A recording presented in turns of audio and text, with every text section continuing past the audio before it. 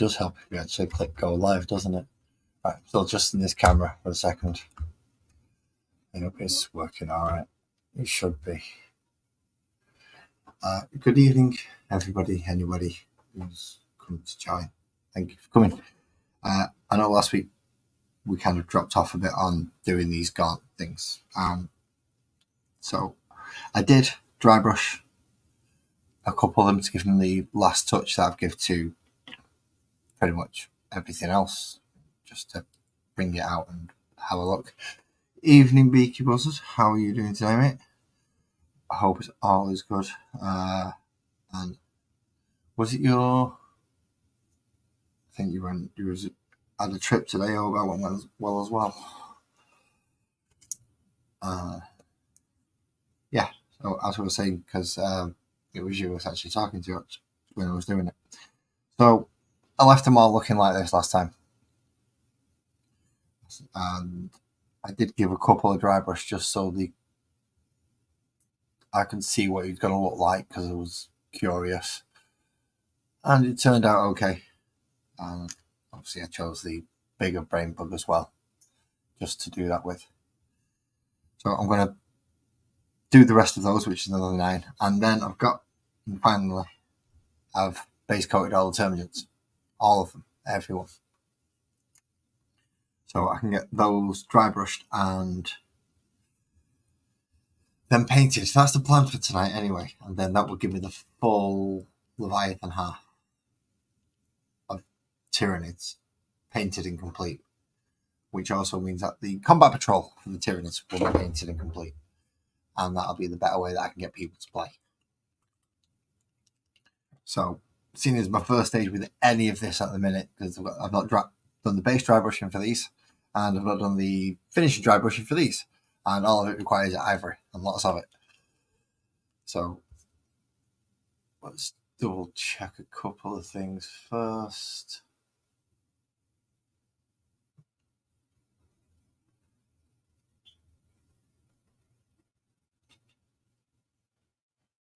And yes, I think I've sent out everything, all the invites, all the usual things I would need to do for people to come and join me if they wished. So yes, ivory first, and then the three same colours. It's going to be the same colour because it's that side of the box set. I would like them all to be uniform and match each other to some degree. Not, one of those would be looking a little bit different, but yeah, you can tell they're made from the same thing.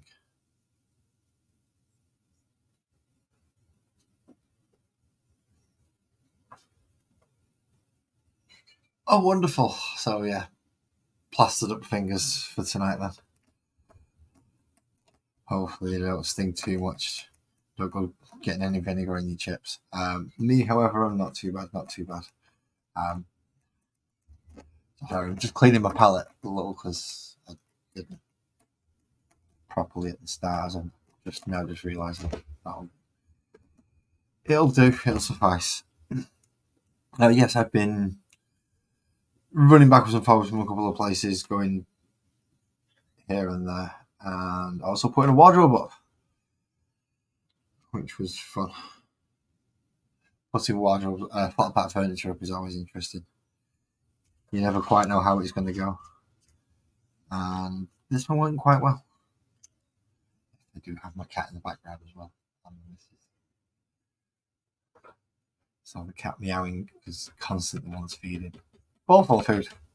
Just constantly. Meow, meow, meow.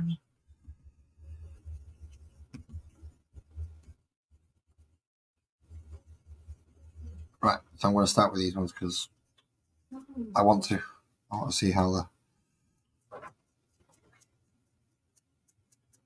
essentially going to look-ish.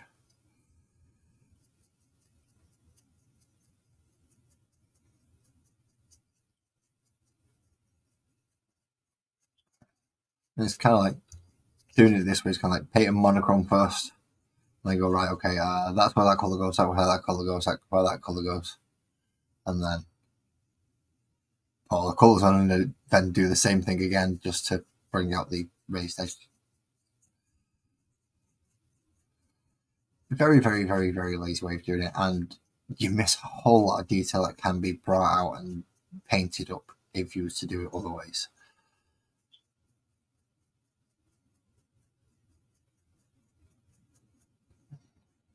Which I may do with these, but my main focus will be my Space Marines to get those. And I've got more to get up to standard as well. Yeah, I know, it is ridiculous what a dry brush can do to the look of a model.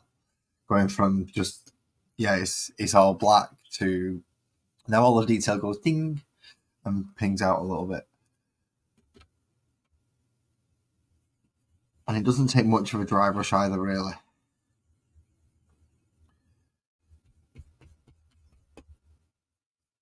You can still do it if you're going to paint them normally. And all it does then is show you the parts that you've got to layer up. So if I wasn't using the Army Painter Speed Paints and I was using some of my normal paints, like Wild Rider Red layer paint for the red as opposed to the, what is it called? Army Speed Painter Blood Red. All this would show me was where the light brighter layers would go, and I start with more of a dark red at the darker edges and then brighten it up as I layered it up. I think that way it does look a lot better if you can get it right. But learning to have a brush in your hand and using a brush is a skill you need to know first. I know you're thinking, yeah, it's a brush, what do you mean using it to learn it in your hand? Yeah, you went through school, you learn how to use a pencil to learn how to write, and you learn how. You have to do the same thing with a brush. And because it's been that long since I actually did any kind of concentrated painting, and when I did do that concentrated painting, I didn't particularly do it that often or that well. I didn't know about the techniques. YouTube wasn't available. So when it comes to now and I'm looking how I'm looking at to start, right, I'm actually going to paint these damn things. Now that I've looked at all these videos, all these tutorials, I found out all this, how do I want to do it? Well, remembering how to hold the brush first of all, and we'll do the dry brushy quick method. Then once I've done that many models that way, I should be good enough to move up to, well, I hope I'm good enough to move up to touching them up the other way. At which point you should only require a quick matte varnish just to seal the Army Painter Speed Paint. And then done. I can go ahead and paint over it without it reacting again. And maintain the colour that I've got underneath. So it'll get to keep all this that I've already done. And then I'll be able to improve on it and use better techniques to bring out the detail and make it look better. That's the idea anyway. We'll see how long it takes me and see how far I get.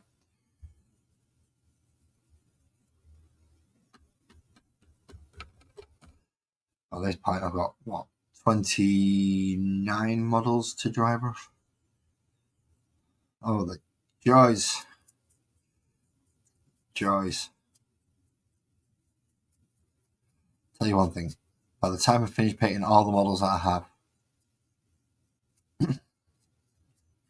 I should be a master at dry brushing.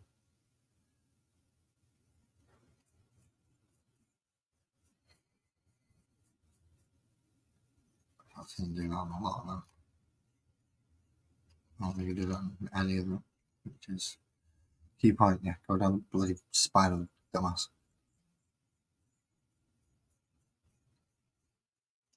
I'm also learning how to keep things into the camera shot as well a little bit better. It's called move your camera to where your hands are going to be more.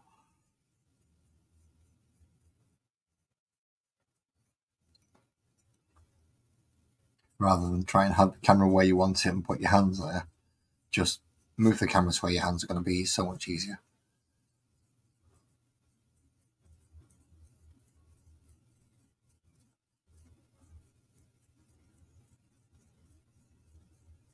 I did say this might be a long one.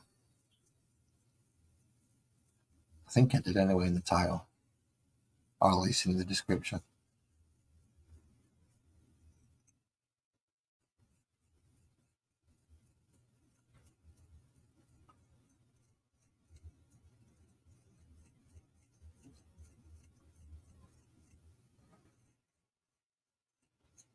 Oh yeah. Sorry, pardon me.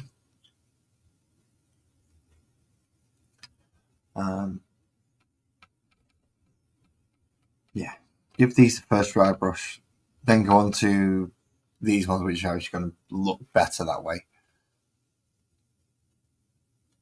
and should, apart from basing, put them done.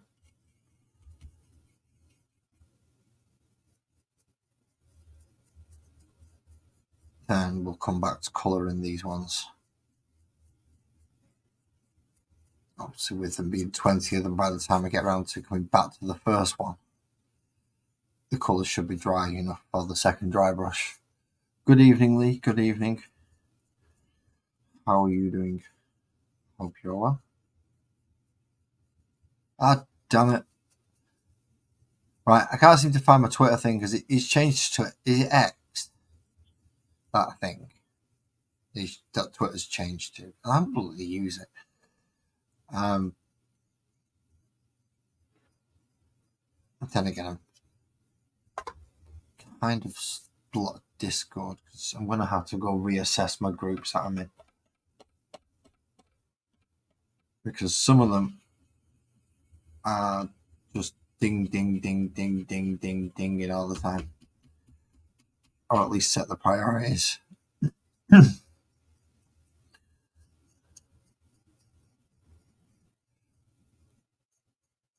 So I can use Discord more freely and more often. And the more groups you join in Discord, the more notifications you end up getting, and it becomes a chore rather than something in the tool that you use.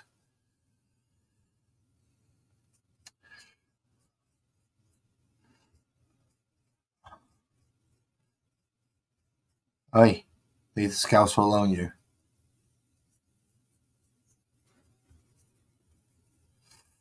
You take pride in leads. How can anyone take pride in leads? It's thanks to you we've got things like Keith Lemon. Are you proud of that? Just think about that. Keith Lemon is in this world. Like,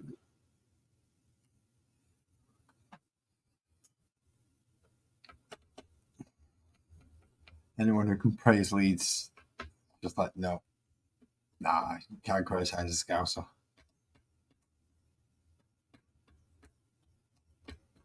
Although true, he is a scouser. I need to keep an eye. That's why that black mic stays on my desk, just to make sure that Lee doesn't nick off with it halfway through the stream. Only joking, mate.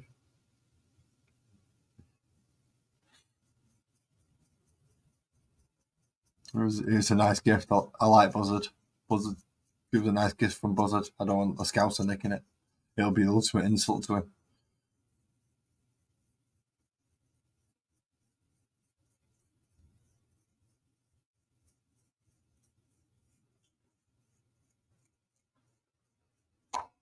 Well, I foresee a brand new ivory in my future.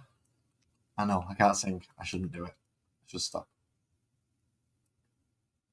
But I do.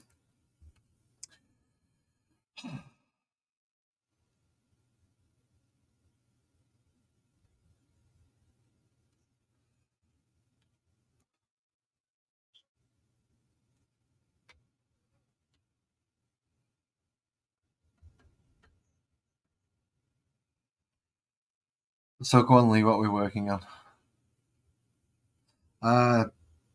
Give me 1 second. I don't think I've got X up here, so I'll have to do it. No, don't do that.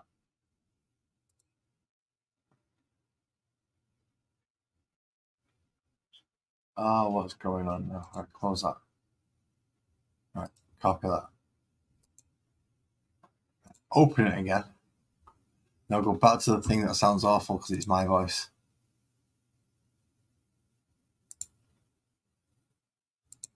I don't like going to my voice.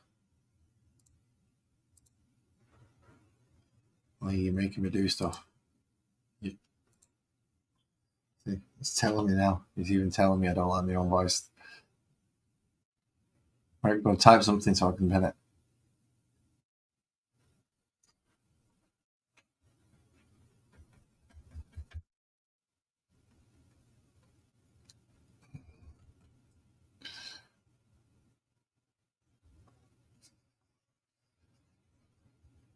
There's stupid little things in the way and I can't pin it at the moment. And I won't be dry brushing. I'm sorry, mate. I did forget to send you the link. And if I pin it, you can join it. And you can join just a lot easier. Ooh, what was that?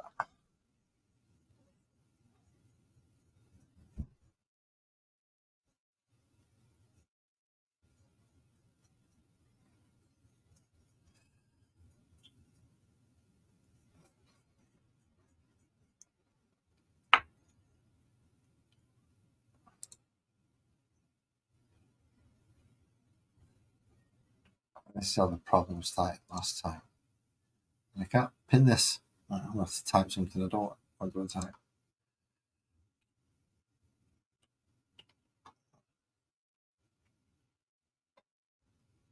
Oh, there. There you go. Now I can close that damn thing.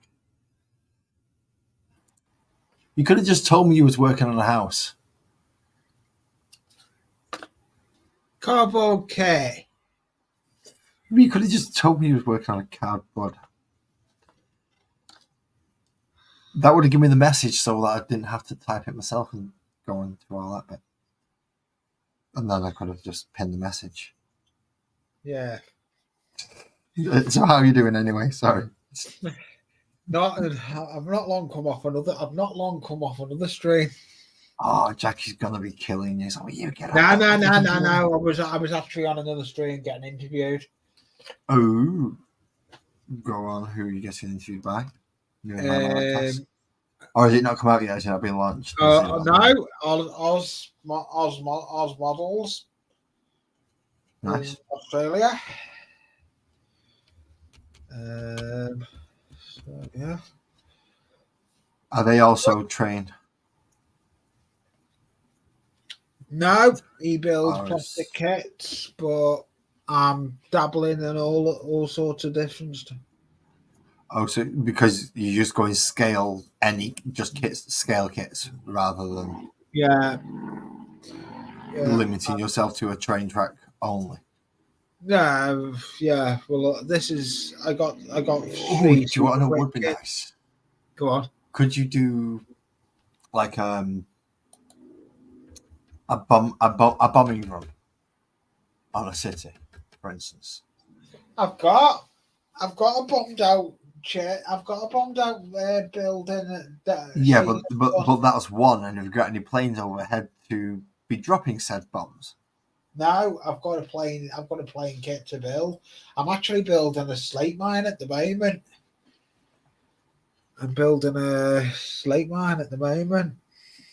Oh, is this for your your goblins? Is it goblins that you're finally building? No, the goblins are on hold. I haven't done anything with them. I'm doing a slate mine for a competition that's running till the 3rd of September. Ooh. So I've been working me a little butt off on that. Well, I had problems with the airbrush, so I've been hand basing all these by. Don't even go there with airbrush. Yeah. It's the actual airbrush rather than the compressor, though, and it's because it's not particularly good airbrush. It's essentially all the price has gone into the compressor and the tank, and they give you the cheapest of the cheap airbrush. Yeah. So, I've just my airbrush they had the handheld one. Yeah, that one. I've just upgraded it. I'm upgrading it to a new one. Video out very shortly. Once I receive it. What in size and capacity and usage? Oh yes. Is it just the tank you're upgrading, or are you going for a separate standalone gun as well?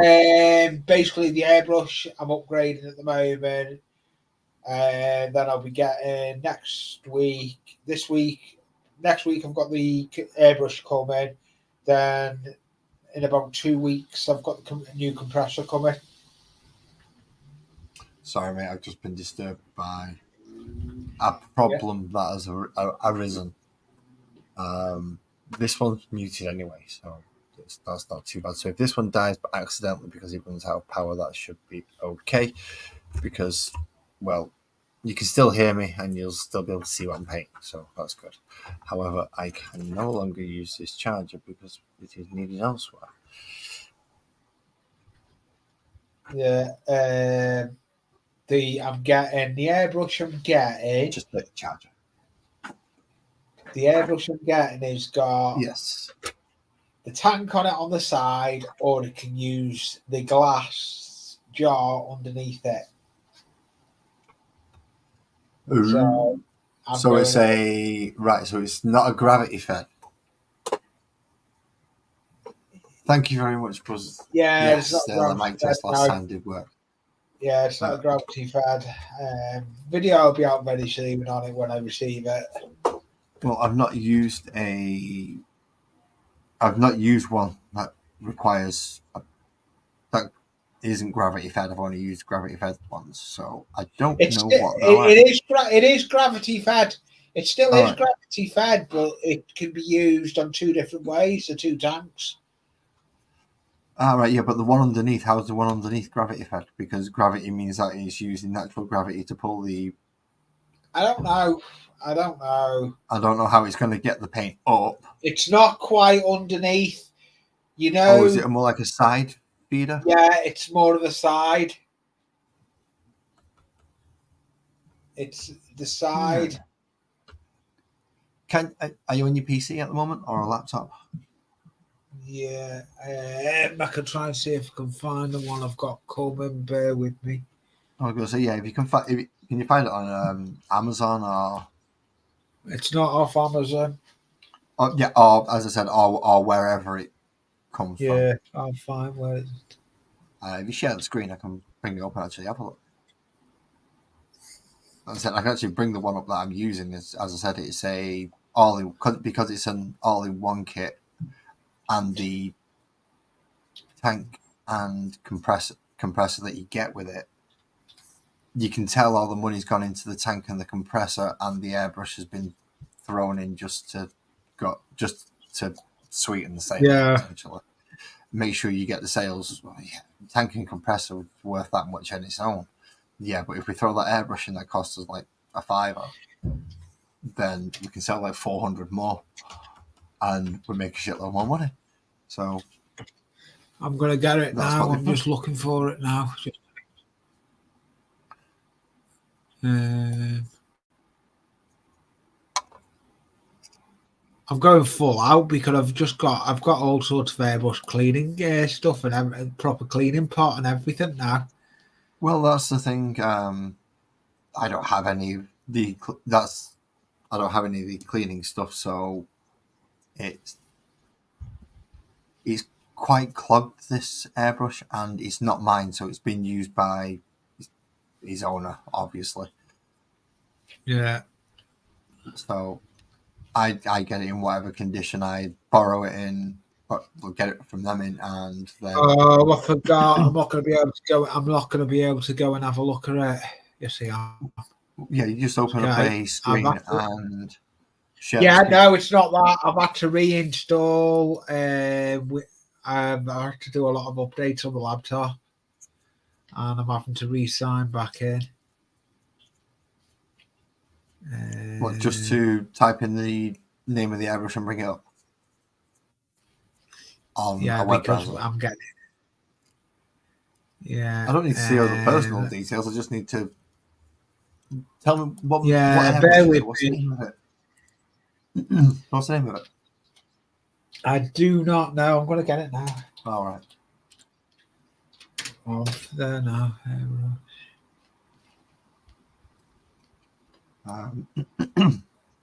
Well, just going to your comment, PK.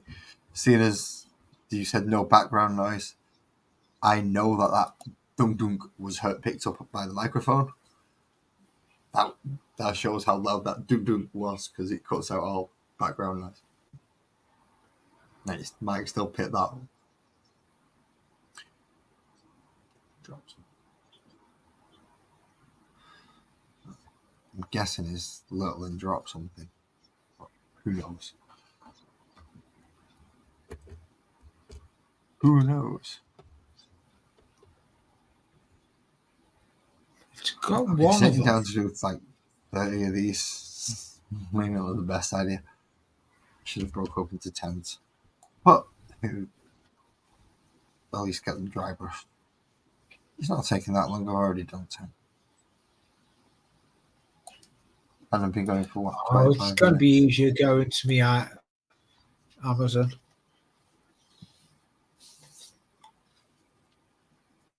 Do you not even know the branding of it? No. Speaking of Amazon, no. I think was it Pete? I think Pete was in one of my streams the other day. And he was asking about stuff. I told him about my wish list. But I think I might have insulted. I think I've already mentioned this. I think I might have insulted him a little bit, and I didn't mean to. If I did, so. Yeah, you've said it. You've said it before.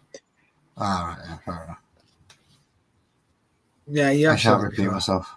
I shan't repeat myself. Yeah. Yeah, no.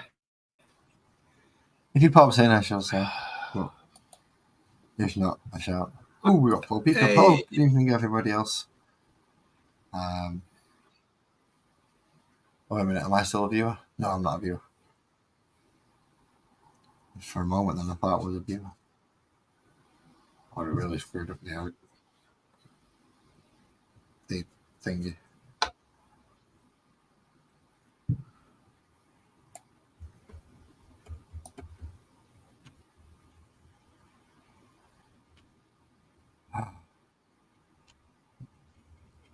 And this is why dry brushing is why having a huge piece of cardboard on your desk is an excellent idea.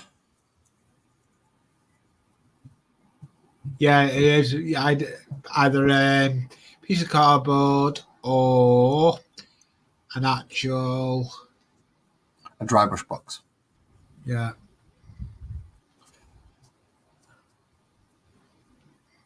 Can't find it. Can't find it.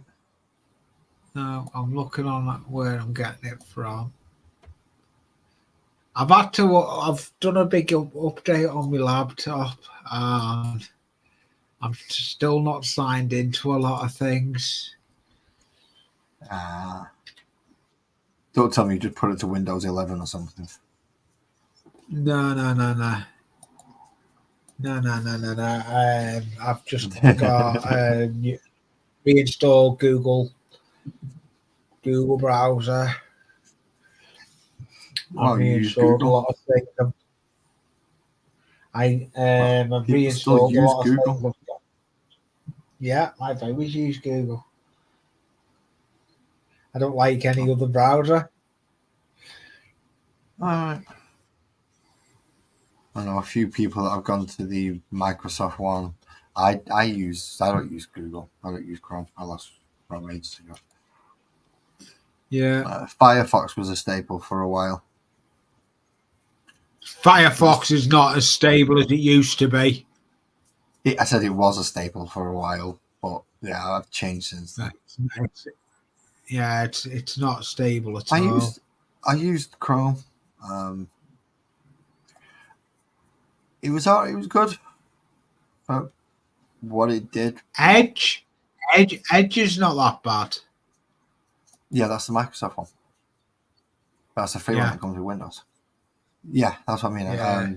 I know a couple of people that have gone back to using that I've started using that because I don't think anyone actually used that to begin with. I think everyone's first thing when they got that was to install Windows, open Edge, search for Google, and type Chrome, which was usually most people's standard first thing they did when they got a brand new computer. First of all, install Chrome. Right, now install update all of the drivers if you know to do that. Got it. Excellent. Cool. It's just an airbrush kit. It's side loaded. Doesn't give me a name. Okay. Side loaded. Okay, let's have a look. All it says, I'm signed into it. I'm just going to look if I'm signed into the account. Yeah, if you're signed in, don't bring up any account details. Yeah, no, I'm signed into the account where it is.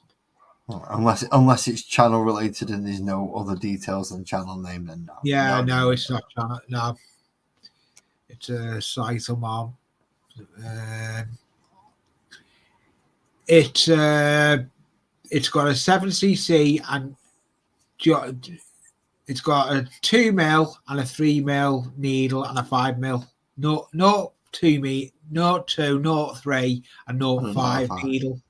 So he's got the standard 3 needles. That's not. Yeah, it's good because it's what you need really. Yeah, the 5mm for big things and 2mm it's got precision. It's got the side loaded. Let me see. Copy image. See if I can copy. I'm trying to copy image. What, and search for the image? Save it. Aha. Right, let's see. Save image. Oh. Yeah, I'm well aware what. Hey, I can't. I can save image. If I save image, I'll be able to share the image then. Cool. That'll do. Yeah, I know what a Tor browser does. Do you always have it active? Right. Let me see. Yeah. Now I've got to see where this will be. Put it down there. Close that. Because I'm only working on 2 monitors tonight. Your bloody thing needs to work in overdrive. I've only got 2 monitors on my third monitor's over the side of the room now. I'm on about buzzards. Firewalls. I used to use that one, Opera Beaky. But I've gone back to my original one. Let me see now. Present. See. Yeah, Opera's not bad. Opera's a bit intrusive though. No. I don't like Opera. Opera's quite intrusive. I mean, Google's quite intrusive, but Opera's very intrusive. But not to a over some degree. It's stuff that I would have done with it anyway. Yeah. So it's stuff that's worked out quite useful. So Instagram is automatically pinned for me. So if I get something on Instagram, it would tell me while the browser's open. I haven't linked my WhatsApp to it because that's linked to my telephone, so I don't want my WhatsApp linked to it.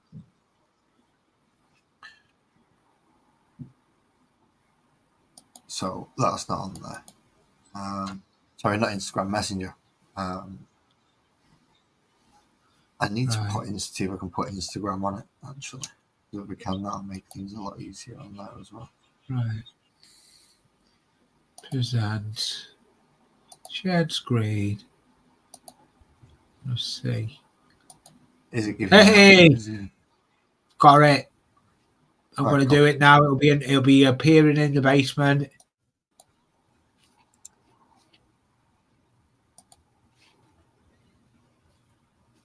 Okay, that is clearing up. That's the airbrush I've just ordered. Right, so it's got the standard step. Right. So he's got the standard cup and he's got the large glass cup, which you just fill up, put the top on.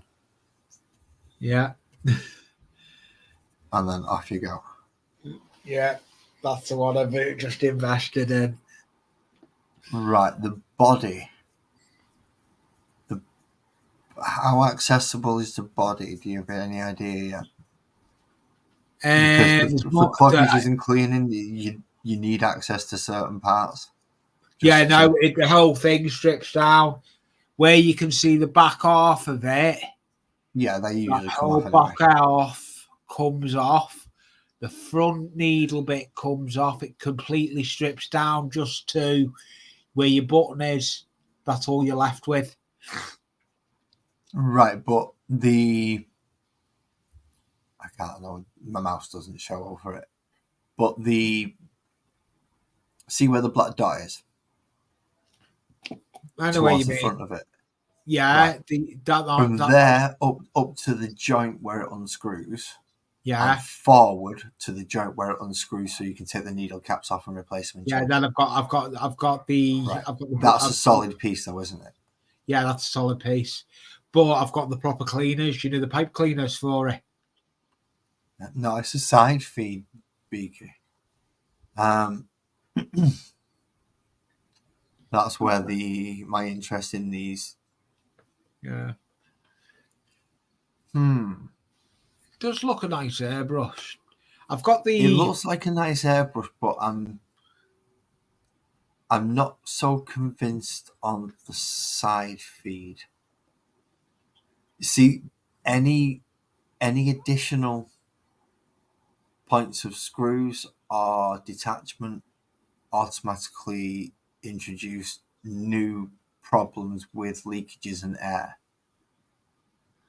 So ideally, you want the metal cup, but large enough so you can use it as both large and small. Yeah, I won't be using the jar on it. I'm going to be permanently keeping the cup on it. I won't be using the jar. Right, but the cups are a bit small. You've got in that case, you're off mixing your colours separately and adding it and pouring it in. I won't be doing a lot of big spraying with it. Oh, right, okay. Then it's a lot of cleaning instead. Yeah, no, this is mainly going to be me. This gun is going to be, this is my primer gun. I've got another gun I'm looking at with a bigger cup again. I've got my guy on another one as well. This is going to be me primer and varnish. That's going to be a primer and varnish. Ah, right, okay. And the one I'm looking at again, another one.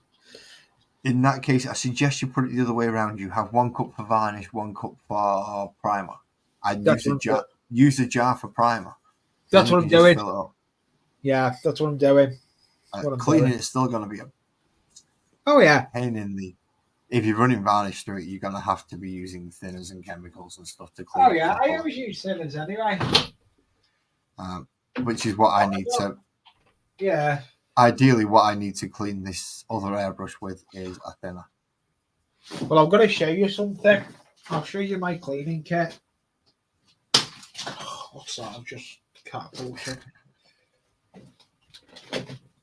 Yeah, well, I'm not convinced on the side feed. I think it's just causing issues and adding more complications.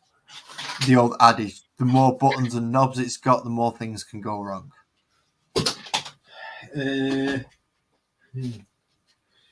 Something with one button, you go press it, it's on and it works. That's awesome. What does it do? Everything it's supposed to. How does it do it? Don't care. I turn it on and it works. Microphone, for instance. I've got all the clay. There's the cleaning attachment. That's it. It's as complicated as it gets. Can you see that? Cleaning. Oh yeah. Yeah. Is it the ring? Yeah, the ring thing with all that. Has it got the pipe cleaner sections at the bottom, or is that a separate? That's a separate piece. Separate ring. That's what I've got there. Both of them are going to prove invaluable. Yeah, and you get another thing with it as well. The spike. Oh, so you can go in from the other side and clear. Yeah. As well as that, I've got Well, the that's proper... useful. That's essentially what I need, but I also need to probably give it a bit of a soak in. Well, do you know what you want to do? I don't think I have any white spirit or terps. Do you know what I was going to say? Have a guess what Aldi are getting in? Not Aldi, Lidl's. I've not got any Lidl's near me. Haven't you? Oh, Nope. you know what I was going to say? They're getting in. Ultrasonic cleaner. Oh, ultrasonic cleaners. How much? Yeah, and have a guess how much they're going to be? I don't know. That's why I just asked. 20 quid. That's tempting. Exactly, but you've got to find the Lidl's. I think I know where there's a Lidl. Yeah. I just need to get there. Yeah. When are they in now, or are they due in soon? I don't know. Do you want me to look? I'll take me off big and have a look. Oh yeah. About that. Thank you very much. Go on, if you wouldn't mind. Obviously, I'm putting off your project. You get little cardboard. It's okay. It's sitting there gluing. It's fine. Oh right. Is it just we're watching glue dry? Yeah. Yeah. I suppose it's better than paint. Glue dries quicker. Well, sometimes. What glue is it? Please don't say it's watered down PVA. No, it's clear PVA. Right, okay, that's fine. Because watered down PVA is going to take like 12 hours to dry it, and I don't think it's going to be on for 12 hours. I'm going for a hell of a lot of ivory to do this. I suppose I've done quite a lot actually when I look at it, but still I've gone for a hell of a lot of ivory. I need about 13 bottles of this stuff, I think.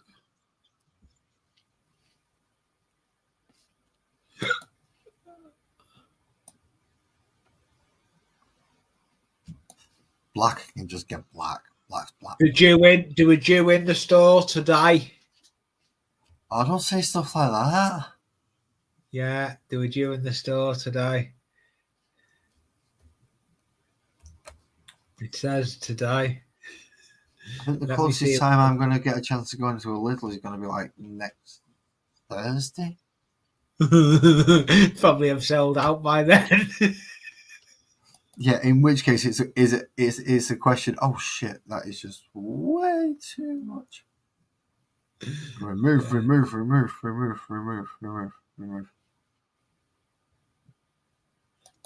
That was just do that on the. That's where you got cardboard on the desk. You dozy kid.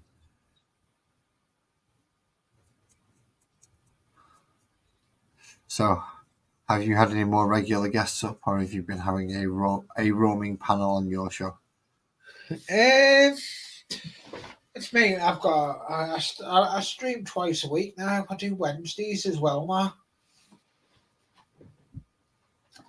I can't remember what time your Wednesday one. They do pop up, but most of yours are mid-afternoon, aren't they? Yeah, 3 o'clock Wednesday and Sunday is 5 o'clock. And I upload videos on a Monday only. Now I've pulled my Thursday video because I've done all my videos of the making tracks when I went to see it at Chester. Have you finished your Pete Waterman set now? I've still got some bonus videos from a Cura scale. Excellent. So you can get that into a playlist quickly and have that as a. You come here, you can watch all those episodes. Yeah, I've got 5 episodes of that, but I'm doing some. I'll be going out. I've got some new footage coming on my channel where my channel started from, going back in the loft, because I've got all new mics for me using my phone as a camera. I've got a spare phone, the old iPhone. I've just been invested in those mics. Wait till you see these. They are mint little mics.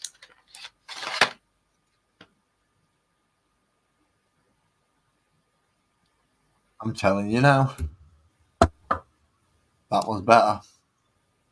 No, they can't be used with a phone. They can't be used with a phone. These are little mics. These can be used with a phone. These basically plug into the bottom of your phone.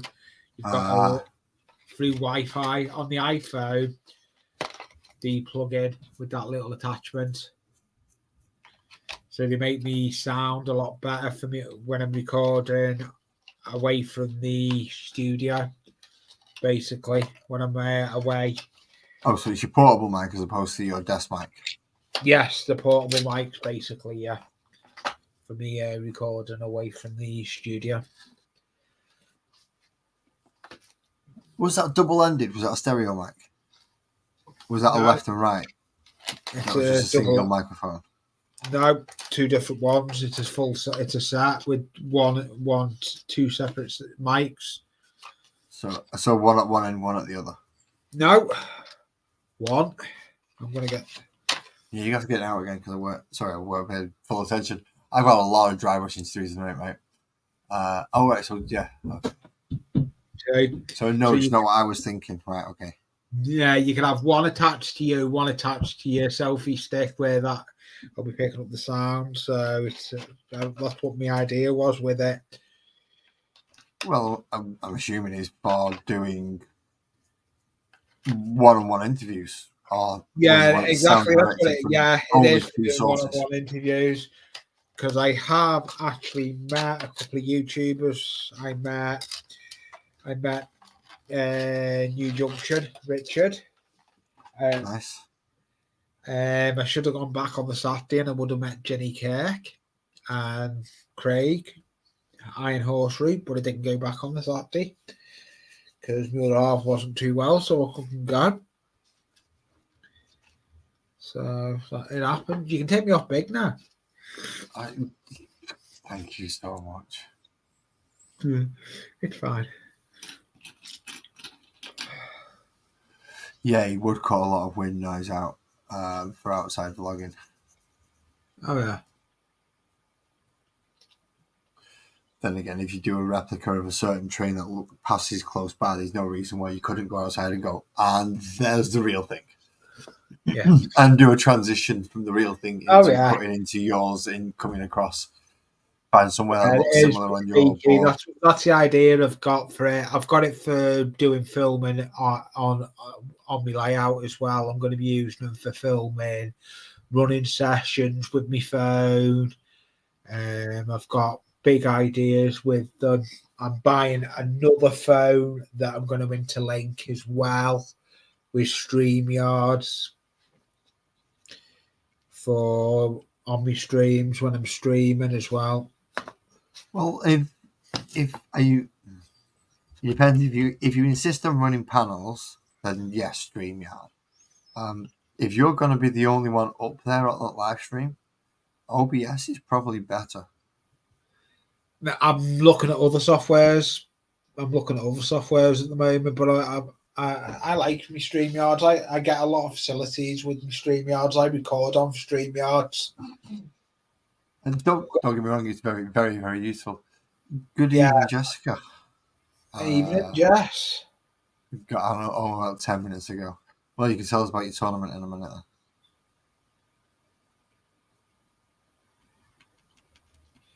Oh, it's the one that I've been on with before. Not since Sinscape. Since Jessica's Sinscape Studios. Yeah, hello, Sinscape. Yeah. In fact, yeah, I missed that prize draw on Monday. Which I always forget to take part in it. How did you miss that? Easy. It's at a time that was at that point inconvenient for me to be there. Which is why she has other people that she can ask for to be there rather than just me. No, she's not stupid.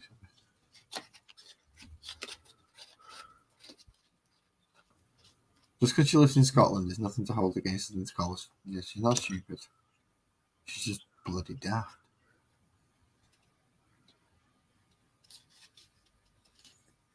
She's gone to Scotland, but she's gone to she's not gone far enough north to go to the point where there's nobody.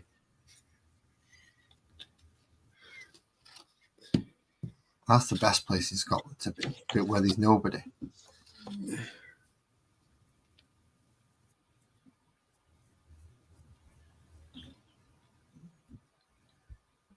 Yeah, I've heard a lot about that. Streamlabs has been crashing a lot of people out. Streamlabs. Yeah, Streamlabs it's ideal for you can do multiple cameras on it. Oh right, okay. So it's like a slightly better version of this. No, it's like OBS. It's basically right. Okay. Well, I'm glad I don't use that then. Essentially, I found this. This was my first StreamYard was my first introduction to how to do streaming. And it was JV's Hangout. It's my first when I first went up on there. It introduced me like this is StreamYard. Yeah. Like, oh right, okay. This is easy. There's Restream, Ninja. But I meant for use for bringing panel members up, for instance. Yeah, you can use them for bringing panel members up. Melon. What, just as easily as this one? Yeah. Because this one is pin the link and think. Yeah, you can do that with others. Those people who join the chat. Yeah, you can do that. You can do that with it. I'm looking at Ninja. I'm looking at going over. I may be going over to Ninja. It's got a lot more facilities for what I want for the multiple cameras. There's a lot of stateside people using it at the moment. Oh, I've not heard of Ninja. You won't again, because of this one, and it essentially if it ain't fixed, if it ain't broke, don't fix it. So, yeah, that's true. If it ain't broke, don't fix it, as you say. So I use this. About the only thing I really could do with doing is getting the upgraded version so it could do 1080, because this camera can do 1080 and it would make these look a lot better. Yeah, I'm not bothered about this one. It's my ugly mush on it. Hello. Yeah, I'm sorry. Yeah, this camera here where my hand is, that can do the high resolution. And it does with the upgrade. Yes, but you're limited to 720 with the free version. So yes, you are. You are.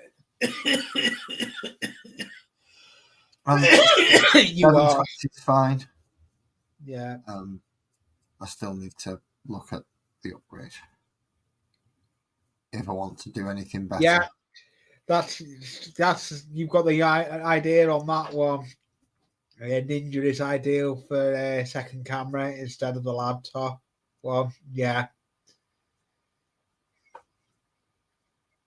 Right. So rather than running, for instance, my phone and this camera, I could ditch the phone completely and put my other camera back on and run that one again. Yeah. And have both cameras. Okay. Yeah. I may have to look into Ninja then. Yeah. Yeah. It is actually called Ninja. But I went. But I'm looking at another. Is it a paid service or does it run a free option like this one that? It will run a free option as well. It will run. I haven't really looked deeper into it yet.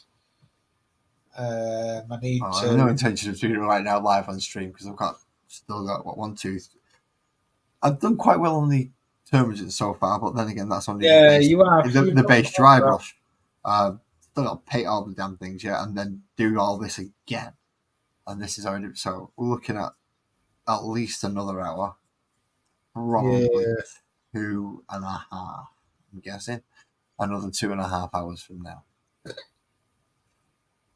I'm guessing to have everything done apart from the basing. Yeah. And if I have, that'll be awesome because then I'll have the combat patrol of the Tyranids to actually be ready to play. And one of the people who has swore off playing until it gets better has agreed to have at least one game with me if I play the Tyranids. So it's like, right, okay, Yeah. I can only play the combat patrol version with them because that's all I have of them.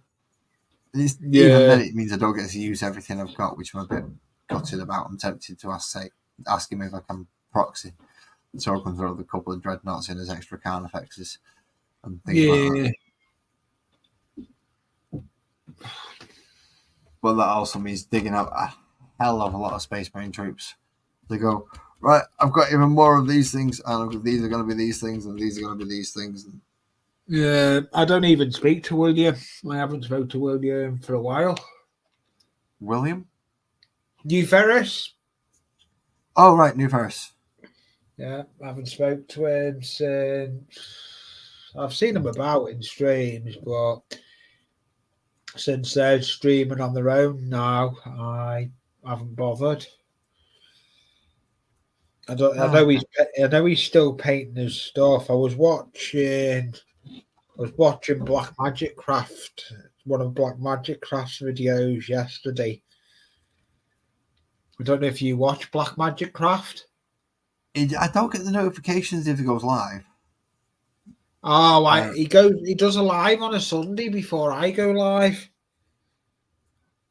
Oh, yeah, but you go live early, so I don't necessarily get a chance to catch those early. Oh, I live. wasn't. I wasn't live earlier. I haven't been live since the last time I No, was but I mean you go live. live early rather than like I come on at 9:15. Yeah, Well later than your yeah, I'm actually your not. usual time. Yeah, I usually go on about 3 o'clock, 3 o'clock on a Wednesday, 5 o'clock on a Sunday. If he's on before you, he's on during the day, and especially on a Sunday if he's on before. Yeah, you. he's usually on about 2. He comes on about 2 o'clock, 2 o'clock. He's at prime time for children running around, and I can't sit down and watch a live. Are you kidding me? Yeah, Not a chance I can sit down and watch a live stream and take part in it, which is the really annoying thing. Yeah, because there's loads that I would love to. There are some that I do see pop up. It's like, oh, God dang it, I can't get to that one because, well, I'm a parent, and parenting comes first. Parenting comes first, people. That's why I only pay it once a week because I'm a parent. Kids come first. Yeah, they do. They do for you. That's simple. Make sure your kids are worried about it, and then you can play with toy soldiers at night, which I'm looking forward to. Just got to figure out what the combat patrol is for these because I know it's not everything, and I'm really going about that. I just want to figure out how much of it I bloody lose.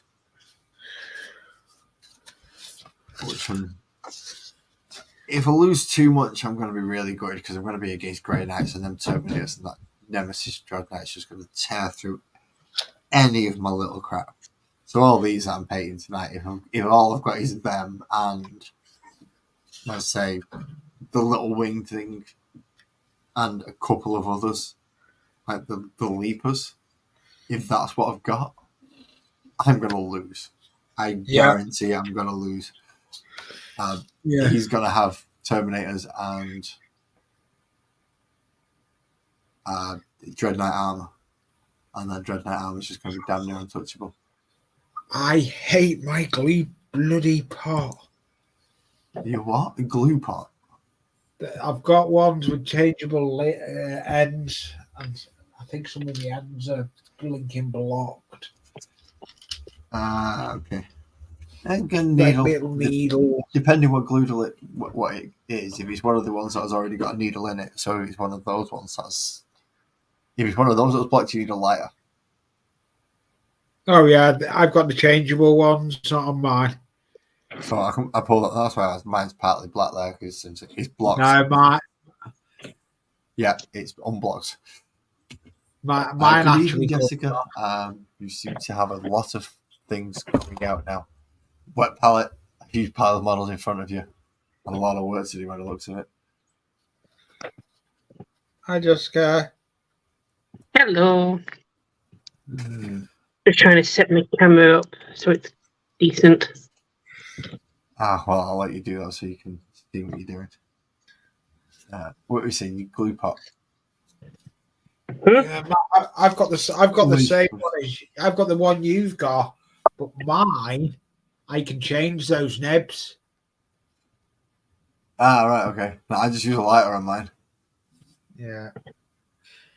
It inhales the fumes. It helps you concentrate, honest. Yeah, it does. Yeah, it does. I have no gluing to do tonight, though, so concentration. I was going to have a shop bought pizza with me today. I'm really pissed off, actually. I've ordered a McDonald's now, but I went to Tesco. Got one of those nice special pizzas for like £4.50 or whatever. Came home, went to put it in the oven, and all the mushrooms on it were mouldy. Oh, lovely. Yeah, so I didn't want to get a takeaway. I was not supposed to have a takeaway this week. My own kind of personal goal thing, but I've got nothing else that I can cook, so I've got a McDonald's. Of all things to order, you ordered. You could have ordered Chinese. More expensive. The McDonald's, really? Yeah, the McDonald's is only £14. Chinese would be like 20, 25 quid. I'm getting a McFlurry with it as well. Wow. My entire family order barely comes to like just over the amount to get the free deliveries. Like when they go free delivery, we spend £15. But, right, yeah, my family order only just about gets. What do you all get? Happy Meals? No, we don't go to McDonald's. Jesus. Oh, right. Well, to be honest, I don't like McDonald's, but I needed to keep it cheap. I just need to eat something. And I'm getting the McFlurry and the milkshake, and those things are nice. Yeah, the McFlurries are nice. Salted caramel Galaxy one this time. Oh, call me miserable old git if you wish. Call me miserable old git if you wish, but nah, don't do that crap. No, I'm not keen on McDonald's either. I almost never have it, and I hate the fact that I'm having it. But I only had £20 in my account without delving into the business money, which I really don't want to do. Yeah, I only had £20 until tomorrow, so. So we spent £15 on Chinese instead of 20 quid on. Oh, 15 quid on, and you would have got a hell of a lot more, and you could have thrown some, and that would have been like awesome. I've got tomorrow's tea as well. Oh, it would have been more than 20. It would have been like 25. It would have been an extra £10. An extra 10 quid just because. Wow. Yeah, but how much have you bloody ordered? I only had £19. Yeah, but how? Well, I don't know what it is like back in England, but in Scotland, you don't get rice with any of your meals. You have to pay that separate. Yeah, usually you don't, unless you order a specific rice dish. Right. Well, it's like what from the Chinese that I like. It's what £8 to £10 for the main. Then the rice is like £5-6. Something for starters, that's another £5, and then you got the delivery on top of it. So it works out to be about £25. Why did you start? Well, because I'm a greedy fat cunt. Oh, fair enough. Can't really argue with that one, can you? You were talking about Ninja VDO, so I used that along with Streamlabs for my live streams. Although I'm not using Streamlabs anymore because the last 2 times I did it, it kicked me off multiple times with some error message that I can't fix I don't know what it is. I can't be bothered with it. I don't care. I'm going to go for a different one. Yeah. But I use Ninja VDO, and it's easy. I got the same. Ninja VDO is easy. You just get like a barcode, and you just scan it with your phone, and it connects your phone to your Streamlabs on your PC. See, Don't need to connect with wires. You don't need to connect with wires or anything. You just don't like it. Don't like it. Fair enough. Why have I got to connect my phone to why have I got to scan a barcode to connect my phone stuff? Why have I got to do that? I don't understand. No, it's just a barcode that links it together. You don't have to pay anything. It's just one of those square. No. My the phone that's looking at me is going to die. Nothing in life is free. I scan that barcode on my phone. It wants something. It is. No, it doesn't. I've been using it for weeks. It does not ask you for anything whatsoever. All it does, all that barcode is there for, is to tell the phone what IP address your laptop is on so they can connect. You don't have to have a wire or anything. Right. And on your phone is your browsing history, buying history, other things, data that they can use. Here. Okay, well, if you, I mean, fair enough. If you're paranoid about it, fair enough. But paranoid? Hell no. He's proven. You don't even have to have your microphone switched on and it's recording. He's proven. Sorry, he's already out. They've admitted it. Meh, I'm all right with it. I don't care. If something happens, then fine. But nothing's happened so far, so. Oh, you can't actually see me do what I'm doing. Say again? You can't actually see what I'm doing because my camera's not at the right angle, isn't it? Call yourself a professional. Actually, no, you don't call yourself a professional streamer. You call yourself a professional painter, so I'll let you off. Yeah. She just, yeah. I don't call myself a professional streamer either, to be quite honest. What's everyone painting today then? I'm finishing off what I'm hoping. I'm going to have to jump off, Lars, because I've got to take this phone call. I'm going to have to jump off. I may come back. No worries, like if you do come back, just click the link up, join back up if you wish. Yeah, good luck. Phone call. Right. I'm the combat patrol. Buzzard, hello. Do you wish to come up now? Do you wish to come up later?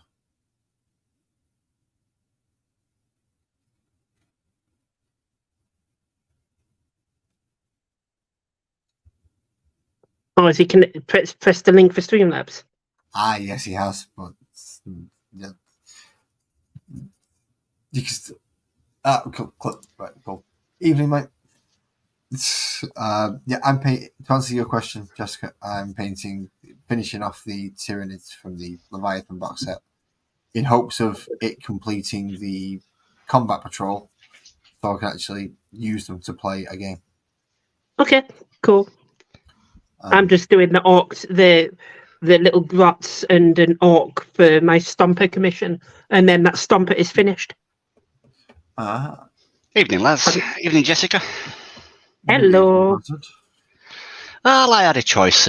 Go game or come and join you guys. And you win. Oh, thank you very much. Although I'm guessing you'll have much more enjoyment out of the game, but thank you very much for the... Well, I just came back from a tournament game. Oh, yes, you messaged and said before. Yeah. My Black Templars versus Death Guard. 1,000 points. And I steamrolled over him. I got 72 points. He got 14. Oh, so a resounding victory then. Yeah. I've still got another 3 games to go for the tournament, but it's looking good to begin with. Who are the other 3 opponents? Do you know their armies? I know 2 of them. So one of them is an orc army, which is not a typical orc army. It's like got a kill rig in it, trucks, and not very many infantry. It's got all like beast snaggers and. So he's gone for the bigger stuff rather than the little stuff. Yeah, he's going for the bigger stuff. He's gone full monster rather than the trucks and stomper. Yeah, and that's going to be Tuesday, I think it is. Next Tuesday, and well, yeah, because it'll be next Tuesday. It can't be last Tuesday.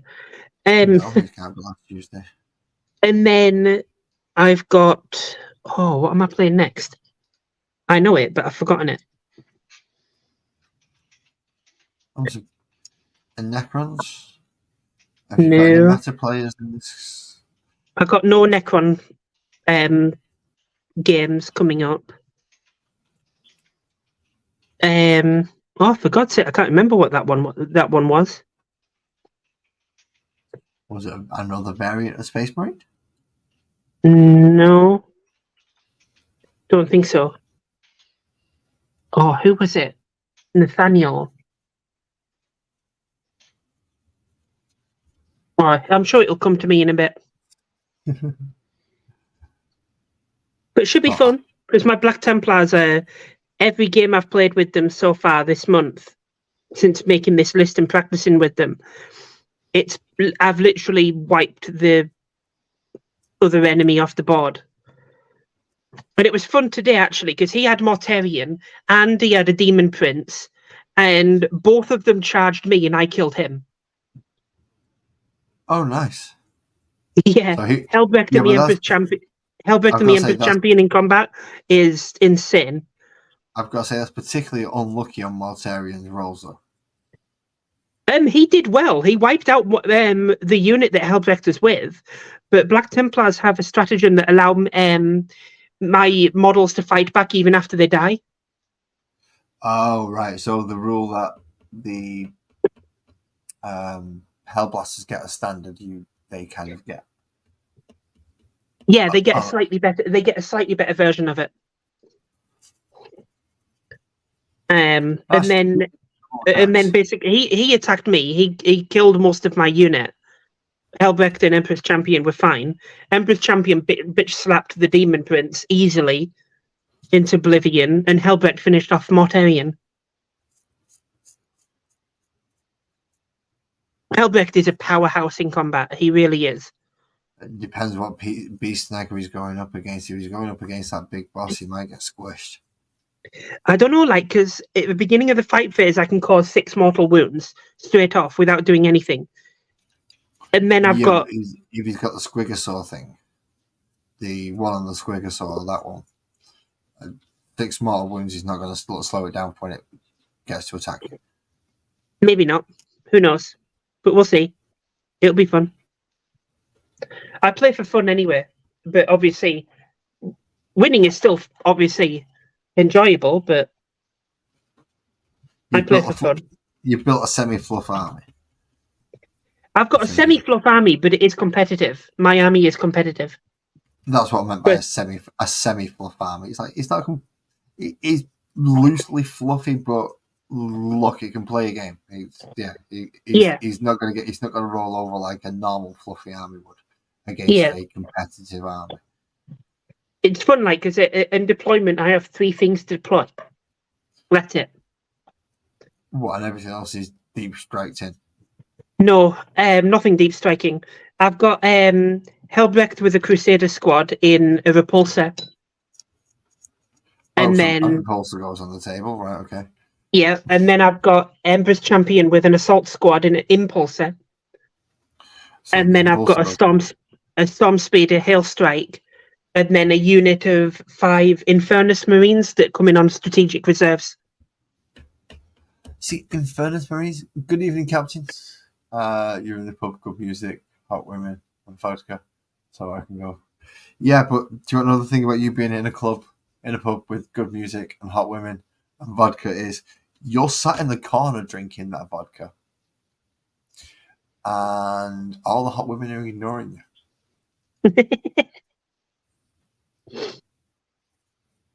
How are you doing, mate? You all right? Obviously, if you were in a pub, bring yourself up. By all means. I would rather be sat here painting my Warhammer figures than in a loud pub being bored, just drinking alcohol. Well, it depends who you're with. If he's with Yeah, people, most pubs are so loud. I can't actually have a conversation or have any fun with other people because I'm sensitive to certain sounds. So it's very right. difficult for me to have a good time in a pub or a bar or anything like that. You Unless there's could have no stopped music. that at just saying I'm sensitive and would have accepted that. I'm sensitive to sounds. I've sent you a message in Discord when you get a chance. Not now, but a bit quiet, later on. Who, me or? Yourself, yeah. I want your opinion on something. All right, okay. Cool. Yeah. I can check it after this. I'm See how using my phone valued you are. Cool. I won't be able to read it now anyway because I'm using my phone for the camera. But I will get back to you. Thank you. After this, I'm assuming. Well, there's nothing stopping you about buggering off and having a conversation on your own if you wish. No, it's not important, right? It was just something I had in my head, so I thought I'll send the link, and then just because I'm here, I thought I'll mention it, and at least then you know it's there waiting for you. I don't know how often you frequent, Discord as such. I see you're online. I'm always on it. I'm always on it. I've got my own Discord server on there, so I'm always on it. Right, no worries. Is it regarding Sinscape or? No. But it is regarding something you know about, so yeah, we'll leave it there. Okay. Keep it intriguing. Okay, cool.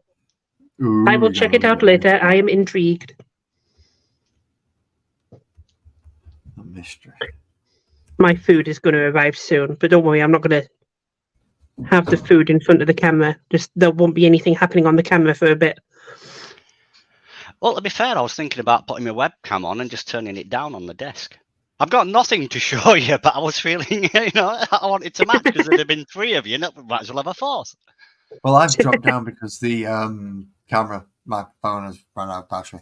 So he was like, yeah, that's not working. So I can't use that one. So I've not got a camera on me anymore. It's just my hands now. So I don't feel obliged to have a camera up. Although I probably could do with changing my name. If I'm not going to have one pointed at me. It just says it's the desk cam. That is a good point. Although I only have 3 more of those to do. They've fallen quite nicely and very quickly. Oh, sorry, I forgot to message John if he wanted to pop in. That's fine.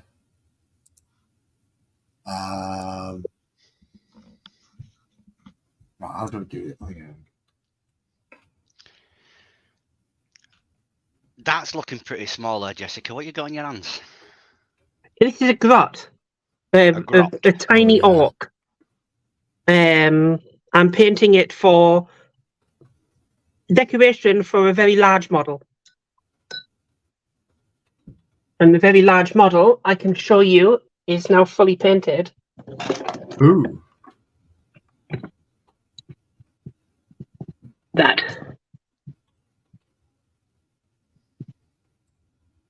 Well, it's not fully painted. There's still a couple of details left to go on it.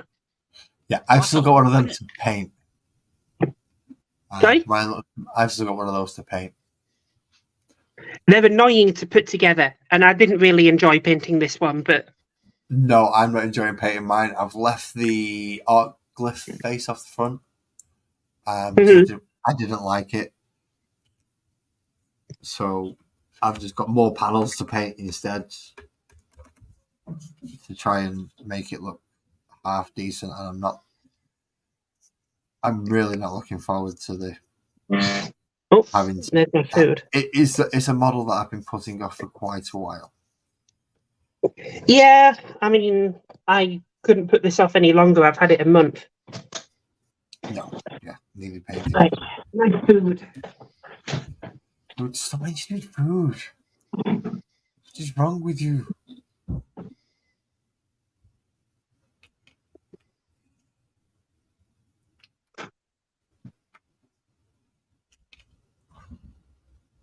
You have food. There are people starving. Here. I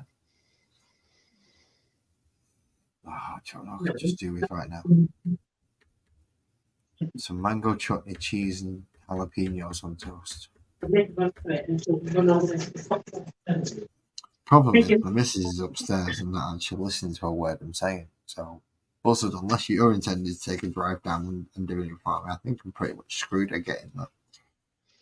What's this? Jessica's about her food's here. I'm like, stop talking about food. I'm hungry.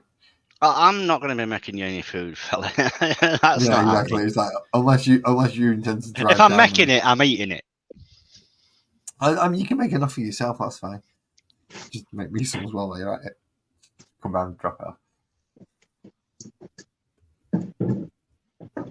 I mean, I've got all the stuff here to make it: mango chutney, cheese, toast, bread for the toast, cocoa to make it on. Don't know if I've got any chilies left, but I've got sriracha sauce. Sriracha sauce. That'll suffice. Oh, I couldn't be eating anything that spicy of an evening. I don't pay for it till the morning, so it's fine. Sorry about that, I'm back. Welcome back. Not without a skin full of beer, anyway. And I haven't done that for a while. My Caps is currently having it done right now, I believe. Unless he's the only one not drinking in a pub, in which case it is an entirely different experience. To be the only one who's not drunk in a room full of drunk people is... Yeah, you've got to experience it to understand it. You can't actually spend an evening in a pub and not drink. And pubs all of a sudden lose a lot of their lustre and their glamour at that point.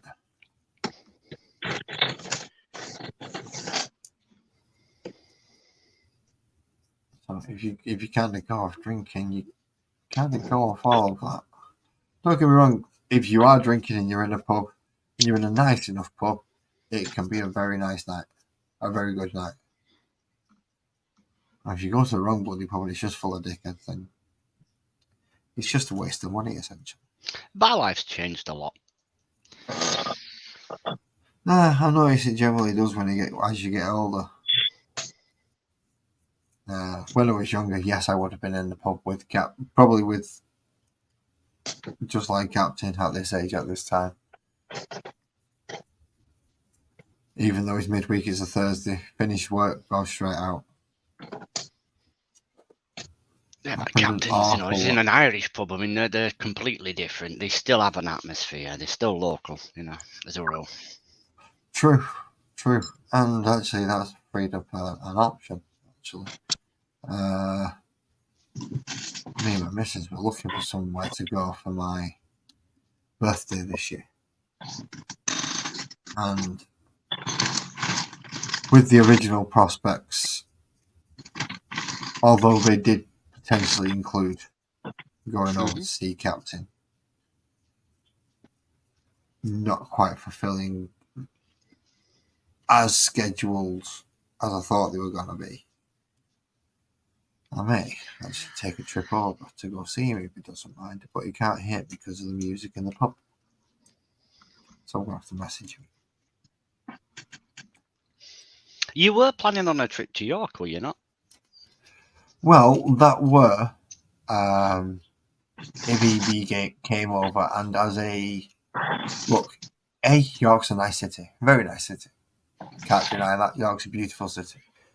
And as a place for people to go and for him to enjoy it as well, it was a case of, look, if you're going looking for a city and to meet up with people, I don't want to hog all your time when there's other people who would like to meet you and be able to make the journey to such a city. Someone from Leeds going to York's not really a problem for them if they're only going for a couple of hours, and from surrounding areas as well. From Yorkshire and from Lancashire, you can get to York quite easily. So I want to go back to York. I like it there. Yeah, I enjoyed mine, apart from one of the buildings trying to knock me out, and I wasn't happy about that. But I suppose that's my own fault being told. I was leaving. There's a little shop that's right next to the Minster, and we was leaving there, and I misjudged how far I'd gone through the doorway and just stood up. And the entire crowd that was stood round Minster, around the big church thing at the time, all turned around to have a look at what that very, very loud noise was. And it wasn't me swearing, it was the sound of my head hitting the wood. It damn near knocked me out. I had to sit down on the little windowsill and everything. People just... It was a look of... Normally, if you see that, you would laugh. The look of shock on these people's faces was unreal. It was just... They didn't know whether to laugh, or call an ambulance because of what they'd just seen. Luckily, I was okay. At least if it hit your head, it's not going to do much damage. Exactly. As I said, luckily I was okay. If it hit another part, if it had been another part of my body, shoulder or something like that, I might have actually... I'm sure if it hit your little toe, you'd probably got a migraine. Could have knocked some sense in. You never know. No. No. I doubt it. No. I mean, my skull's thick. I'm quite happy to admit that I've got a thick skull. It takes a fair beating or a lot of repetition to get it in there. Either that or I've got to be interested in the first place and paying it a lot of attention. Okay, so all little ones now brought up to the... Yeah, you can see them, they're not just little brown blobs. Still need basing, however. Now just 20 gaunts to paint. Oh, this isn't a daunting task at all. Don't think about it. Just do it. Well, no, because at the moment I'm thinking I need a drink and I need something to eat as well. Now, thank you. And I'm no longer. You can have some of my chocolate milkshake if you want. No, it'll be melted by the time we get down here. It would be melted. How long will it take? You can put it in the freezer. Put it in the freezer and it'll go back to normal. I've just had an idea. Oh, God. What? Oh, it's nothing bad, don't worry. Oi, Biscuit! Oh, Biscuit? Oh, your cat's here? Yeah, my cat. She was drinking out of my glass. Right, you little shit. Get out. I'd launch it. No. That's cool. Well, no, I should be drinking my drink. I'm going to see if I can convince my missus to come down and do all this for me.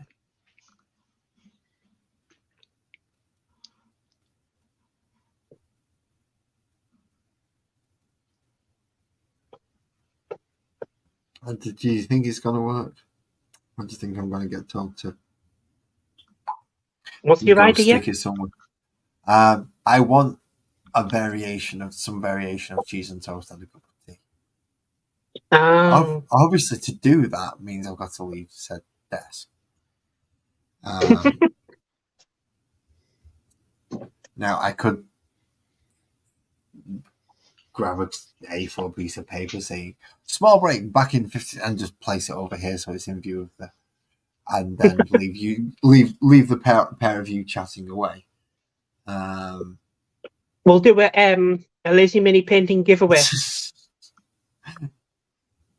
You can do whatever you want, whether or not I agree or do it is an entirely different matter.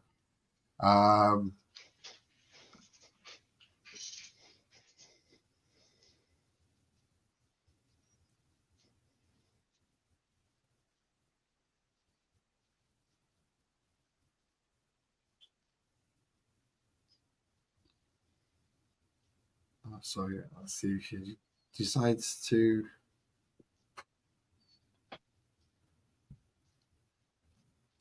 Because I am asking for food and a brew. I'm being a bit cheeky there. No, a brew should go for, but food and a brew. If she loves you. Funnily enough, do you want to know what the first things I said was? How much do you love me? Do you know like you love me? And the next message back was, Creepy, what creepy, do you crawl, want? crawl. No, the next question back was, what do you want? She's not there. My message. She's not there.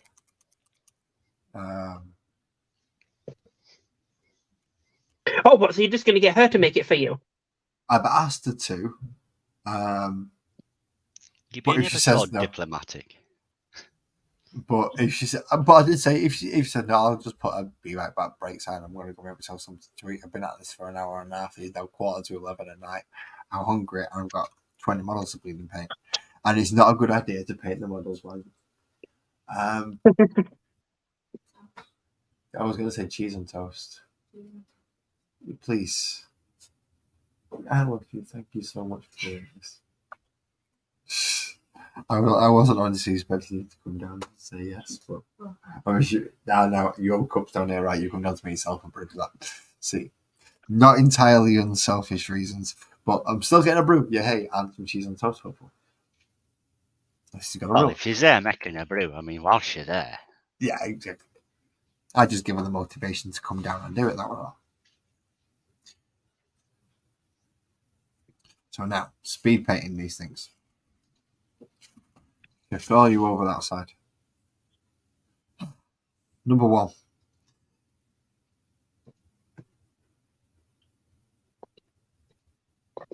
So, way too much work. Did I? I didn't bring a piece of kitchen roll. Do you want to know why? Because I'm a dick. I'm a forgetful dick.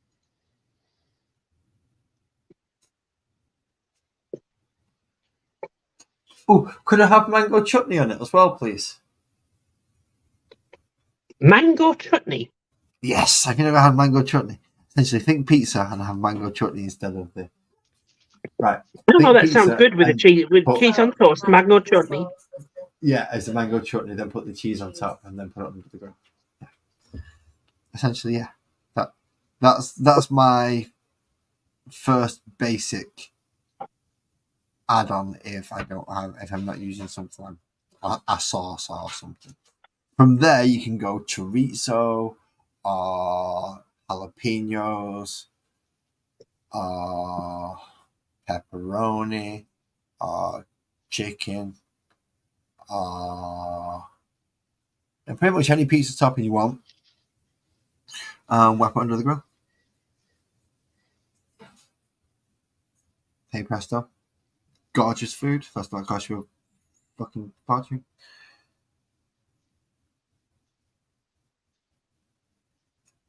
You probably could have got all that for less than £4.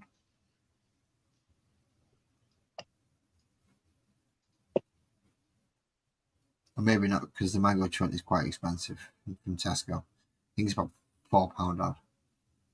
No, it's not. About £3 odd. It's not nice though, mango chutney, cheese on toast. It's nice, yes. It sounds like something any American viewers would be like, oh my god, what the fuck is that? Well, the sweetness of the mango chutney, and because I use mature cheddar, they complement each other quite well. Yeah. So it works for me. Just mean I'm going to be eating on camera a little bit as well. But I might have to try it sometime. Try multiple variations. Stick some sriracha sauce over the top. Awesome. Throw some straight out MSG in it a little bit, just a tiny little bit sprinkled on, or something like a salt and pepper seasoning with MSG in. Absolutely brilliant. If you can crisp it up and crunch it up nicely on the top. Awesome. I'm surprised you knew what MSG was. What? Monosodium glutamate? Oh yeah, I know what MSG is. Come on. Most people don't know what that is. I've never heard of it before. Like the alternative, to salt. It's umami. That's what it is. It's you've got lots of taste. You've got your sweet. You've got sour. You've got your spice, which is and the way the taste that comes with spice. What's that one called? Yeah, it's a common ingredient in Japanese cooking. Which is why I know about it. I do like. I've actually got a tub of salt. That's why I said salt and pepper seasoning. I've got a tub of salt and pepper seasoning in the cupboard, which contains MSG. Yeah. And it's also got garlic and chilies and standard salt and a few other things into it mixed in. So it's quite nice as a, as I said, they sell it as a seasoning for things like, I'm assuming, chicken, steak, whatever you're seasoning. I just happen to use it as a sprinkle for cheese on toast. Yeah, it's good for a lot of things.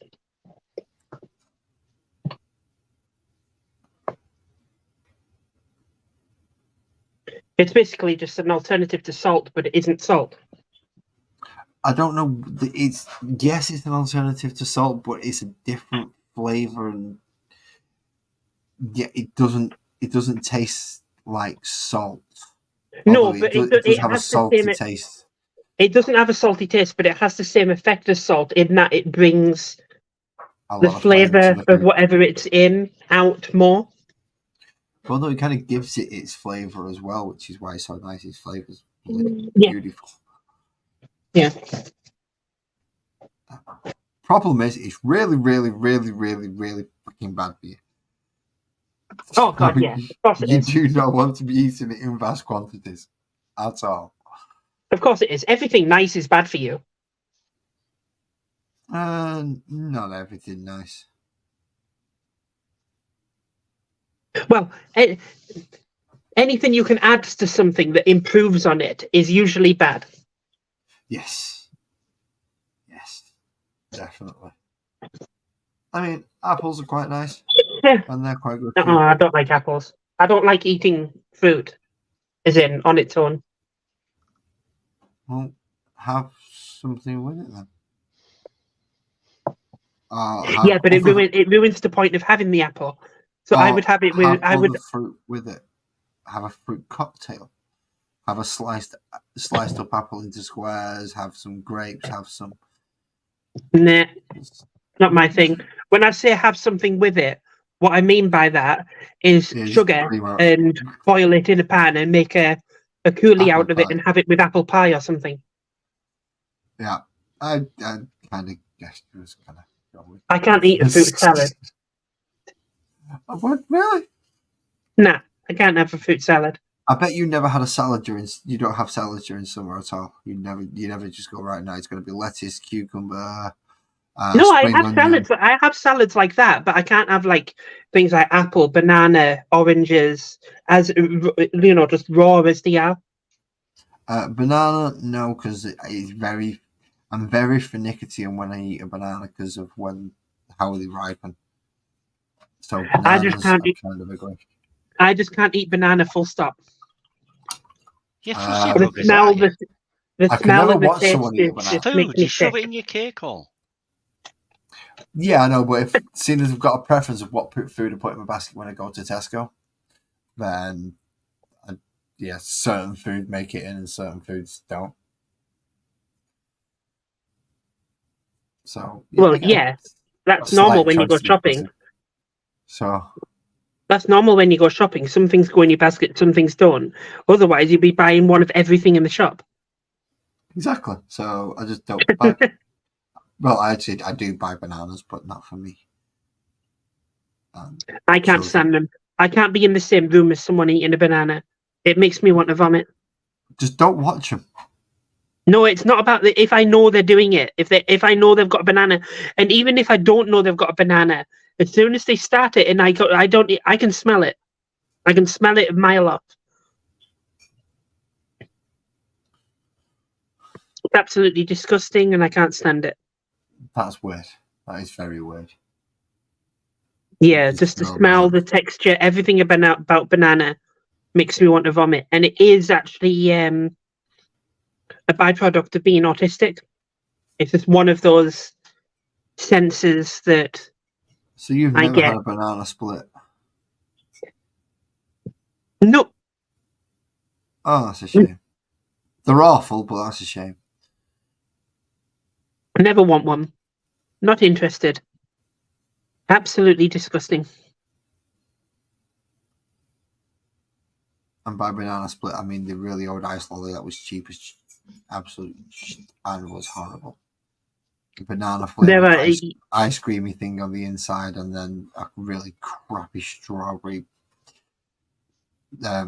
ice lolly coating on the outside. Which no, thank you. Yeah, so like anything with banana in, and there's two things that have the same effect on me that make me want to vomit if I consume them or even smell them.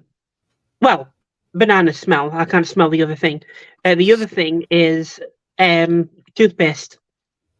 Wow, you're a really easy guess to make leave then, aren't you? I can't. I've tried so many different toothpastes. I just can't. I can't use them. They make me want to vomit. It just completely. So how do you brush your teeth? I don't. I've always been in the habit of not doing it as a kid, and it's just a really bad habit that I've had. But because I eat good food, my teeth are in decent condition. But if I do brush my teeth, it'll be with just water. You just don't use toothpaste to do it. Just use the friction of the brush and the water to wash it away. Yeah. So you can still use mouthwash? Nope. Salt water? It's got similar. Yeah, it's got similar. I don't know what it is in toothpaste, but it's that medical peppermint flavor. And even alternative flavor toothpaste, like kids' toothpaste, strawberry flavor, they still have that medical peppermint flavor in them, and it's just no. I can't even. So yeah, as Buzzard said, I'm thinking saline solution or something like that. I have no idea what that would be. So what? Salt water. Oh right, yeah, of course. I thought you said something else. Saline solution, salt water. No, you can't. Salt water can't be good for your teeth. But it's good for gargling at the back of your throat to clear all the crap out of it. Oh right, I get it. You can't use mouthwash, right? You use salt water. Or my preferred method, actually, even though I don't drink, if I feel a sore throat coming on, and we have any neat spirits in, I will gargle them. Yeah, a brandy, a rum, a whiskey, something like that. Oh, shot of that. Rum, you've set me off there. I've not had that in a while. You've set me with a craving. Yeah, a shot of that, gargle it. Obviously, you've got to swallow the rum because it's a waste of alcohol if you don't. And then, usually the next day you cough up a load of green shit and you're done the day after. It's awesome. It just clears up. If you nip it in the bud as soon as you feel it just clears up anything. There you go. Gargling. You're in Scotland, you should be able to get cheap whiskey. Don't like whiskey.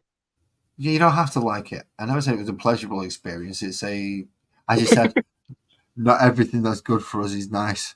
So in this case, it's not nice, but he's clearing the shit out the back of your throat and all the way down, right the way through to your stomach because he's burning the way fucking down. £2.99 small bottle of whiskey. Gargle it and swallow. I think if I said to my doctor, I now brush my teeth with a mixture of whiskey and salt water. I don't think they'd be too. No, you don't brush your teeth with the whiskey, you dumbass. You just gargle the whiskey and swallow the whiskey. That's not autism. That's alcoholism. And it's only it's 2 shots a day, one in the morning, one at night. Your breath stinks of whiskey all day. You blend in with the rest of the locals.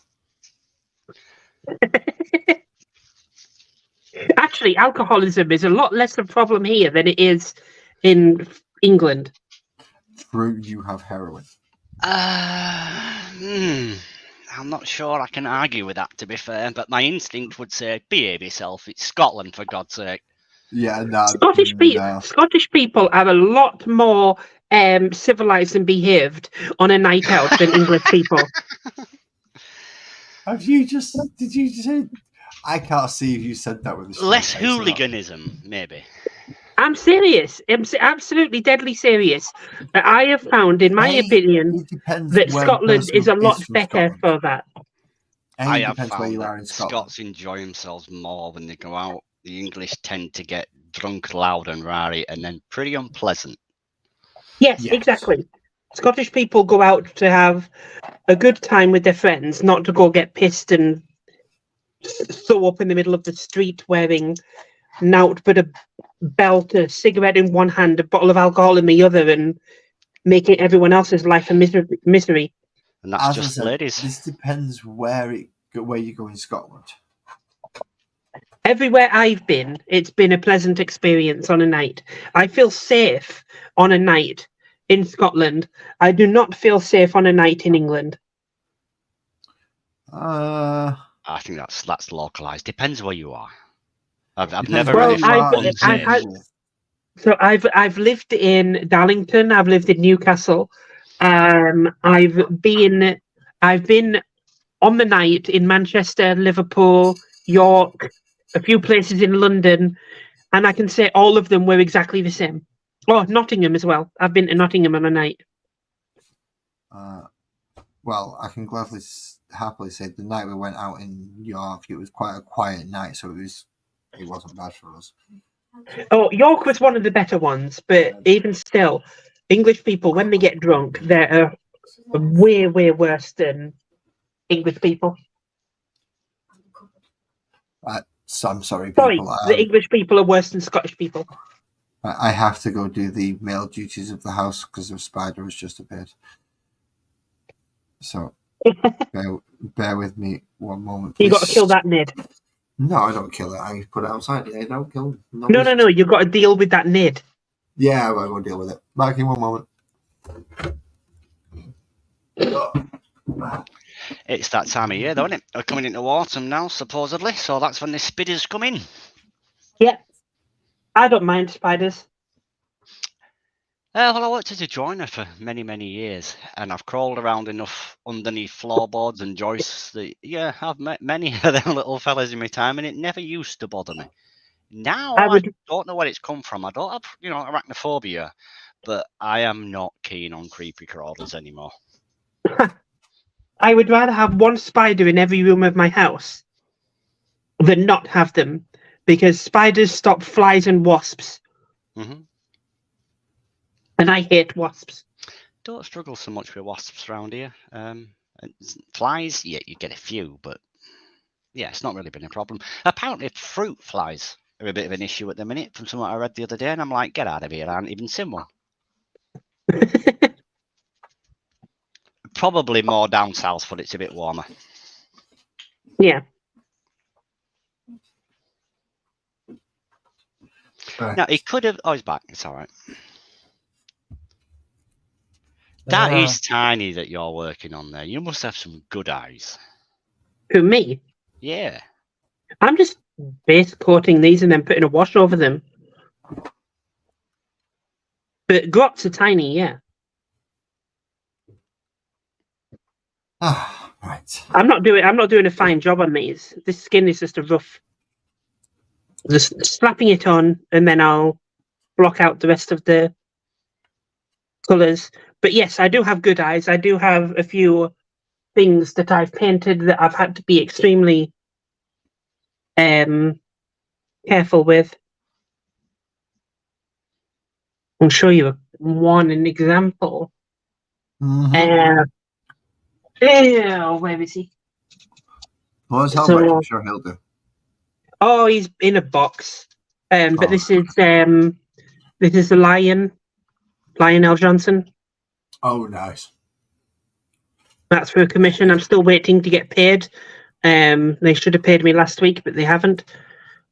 And his cloak at the back. I love painting that cloak. That looks beautiful. What sort of time's involved in that, start to finish? Start to finish with this? Probably about 20 hours. Oh, yeah. Just a lot. It's a busy piece. Oh, yeah. Sorry? So it's a busy piece. There's a lot going on. Oh, yeah, there's a lot going on, but I've got techniques that make it quicker and easier to do. But yeah, there's definitely a lot going on. I had this in like 6-7 different pieces to paint up so that I can paint them all individually, and so I can get into the crevices, like underneath the cloak here. I wouldn't have been able to get to that if I glued it all together. So this was all kept separate. You just answered something I was asking Laz about the other day. Whether it's easier and simpler to paint them as they are when they're complete, if it's the norm, or whether you do them before assembly, because there will be areas that you just cannot get to once you start putting them together. It depends entirely on the model. So that one, like I said, I painted it before fully painted. But this guy, I painted him all together. I glued it all together and painted him for commission. Stick wrap. Yeah, stick wrap. I just got paid for doing him today. Sending that off tomorrow. But this, because I can get to pretty much every. I need to be careful I don't accidentally put green on him now. Yeah. Because I can get to every element of him without having to worry. I glued it all together and then painted it. That'll be something you learn with experience, won't it? You'll have come across it enough times where you've put them together and then gone, oh, bugger.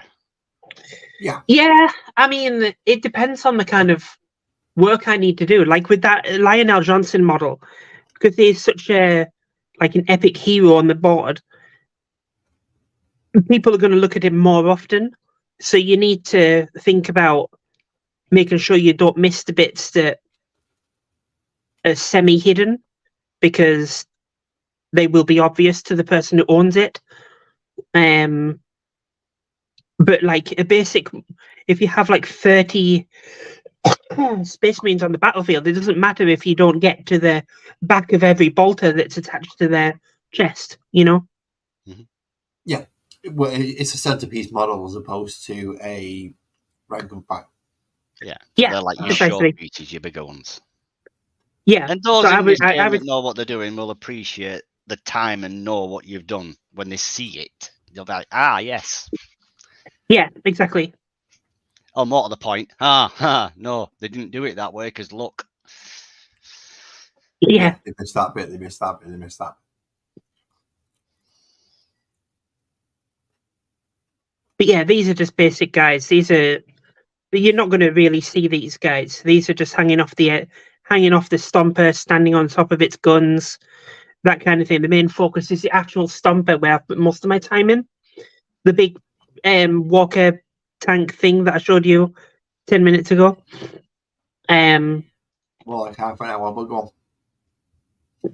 You what? It's more like half an hour ago. Oh, whatever. I don't care. You know what I mean? Yeah, there's not. I would get mine down, but I can go about 12 models off and the Lego piece and other things. Yeah. Andy's got a fake rose in him for some reason. I'm not sure why.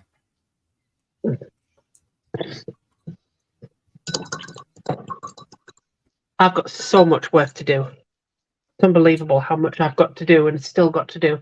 I'm not taking any more new commissions now. So you're backed up for a moment. I'm backed up. I've got 31 orders to do. Oh, bloody hell. Yeah. Half of them are prizes for my website, and half of them are actual commissions. Are they single pieces or factions or what? No. Well, it depends. That Snickrot I showed you, that was one single miniature. But I've also got 1, 2, 3, 4, 5. I've got 6 combat patrols to do, plus an Age of Sigmar Vanguard, which is but a combat patrol is a small army, and the Vanguard is a small army for the fantasy setting. And I've got several pieces. Yeah, several pieces, like 15 to 30 models each. I've got a kill team to do, which is 10 models. I've got one very odd commission, which is literally just to paint bases and lightning effects on weapons. Is that it? Yeah. It's basically Custodi's army. They like it. They enjoy painting, but they can't, for the life of them, do lightning effect on weapons, and they can't do marble bases, which they really want. So they've basically bought a load of MDF bases for me, just plain bases. I need to paint them up as marble. There's about 30 bases or so. And then all of the Custodi's weapons, all the power weapons, he wants them painted in like a green lightning effect, and that's it. That's the whole order. Weapons will take longer than the bases. Sorry? The weapons will take longer than the bases. Yeah, they will. The bases are easy. You're just using a spray primer with a wet wipe over the top of the bases. Well, pulled out and strung out, so it's I'll string you like the webby stuff that you get. Yeah, exactly. Yeah, and then just spray over it with the other colour and ka-ching, done. Mm-hmm. Okay, that is toast finished with. I'm no longer hungry. Well, I am. I could still eat another 4 or 5 slices of that, but I have painting to do.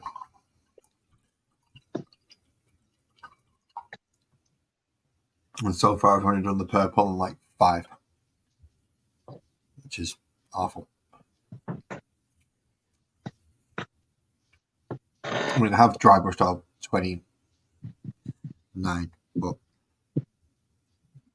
I need to get these ones finished as well. The camera seems very zoomed in. It is. It's been moved. Oh, yours? Yeah, mine.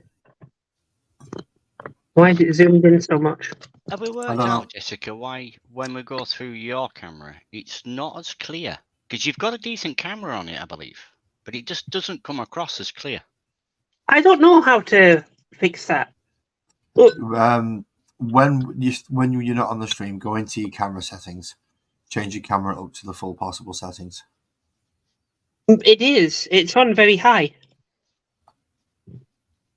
Well, the only thing that's limited then is to 720p, but still, I'm at 720p as well. Well, I'm on 550 megapixels. I can put it on 200 megapixels. How's that? Yeah, that should be better. Yeah, 200 should make it look a lot better. Although no, if it was on 500, 200's not going to help. It's going to be worse. Yeah, that's shocking. No, 200 megapixels. That's the highest I can go. It's extremely good for the camera. But it doesn't seem to be as clear as this. Yeah, exactly. It might be smoothness or sharpness that you need to sort out rather than pixels. It might be a setting like that as opposed to, as this is defaulted itself, it auto corrects and does all that crap for me on this camera. What about the other? Because there's several cameras on the back of my phone. What about this one? Bring it up and have a look. All right. No, same. No. Is that better? No, unfortunately not. It's annoying because this is the camera I use to do my to take pictures of my models when finished, and it is good. But that's pictures. That's not video. I know, but the video. Oh wait! You've been changing the wrong setting. Yeah, you've been changing picture settings, not video settings.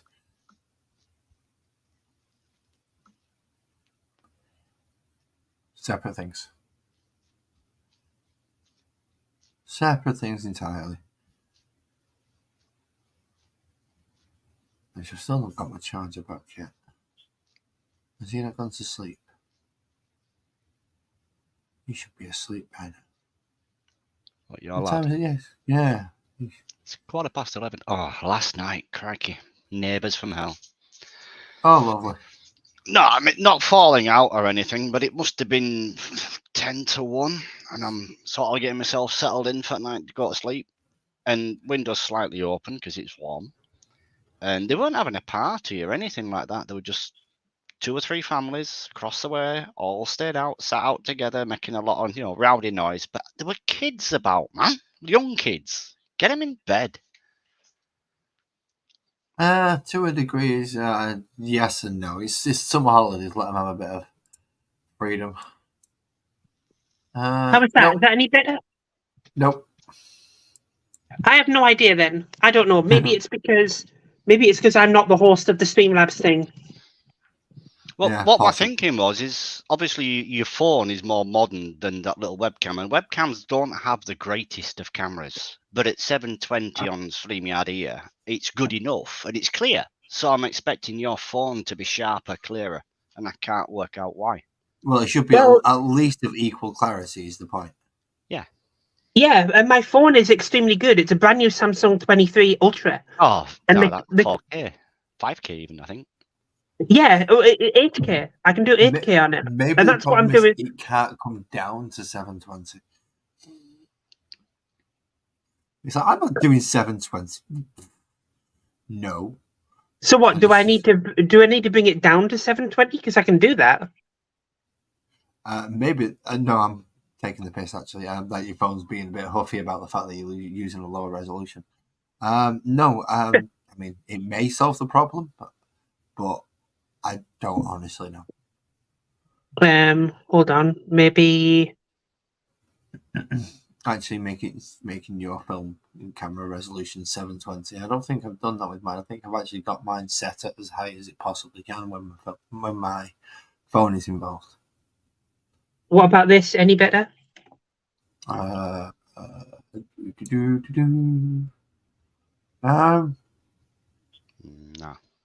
No. I have no. It might be because of how busy it is. Part of the reason why I put this cardboard down is because the squares play about with the camera. The cameras don't usually like the squares. Ah, okay. Okay, hold on. Let me test that because I've got an older board that's pure black on the back. Yeah, my camera didn't like the squares, so that's why I flipped it over and B. So this is just the back of another board. Is it any better? No, it seems to be the same. It's very shiny though. No, I can't do anything with that. I don't know. I have no idea. What if maybe if I was the host of the Streamlabs thing, it would be different. I don't know. Maybe. Well, when what's his name, Anfield's up, he's clearer, and I don't think he's any higher than 1080. Probably scaled down to 724 for the stream, but that's not done by him. It'll be done, obviously. That's done immediately by the software. Yeah. Yeah. I have no idea. Then I genuinely. In video terms, I mean, if I do any video and I'm going to put it up at 1080, I video at 2.7 or something like that. So then when it gets scaled for YouTube, it puts more detail in. So even at 1080, it actually has a clearer picture. When you do it in as native 1080 and then upload it, the scaling goes to cock and it gets a bit blurry. But that's for video. I'm not sure that applies to streaming as you are. But possibly putting it into 720, being native to what we're transmitting in, that might do it, but it shouldn't make a big difference. No, it won't. I pretty much every streamer I know streams at a higher rate than 720. Yeah. They usually stream at a higher rate than 1080 as well, even though they only project it as 1080. Yeah. And YouTube compression messes with stuff, but we don't really have that to deal with here. No, we don't. We have, let's see this time.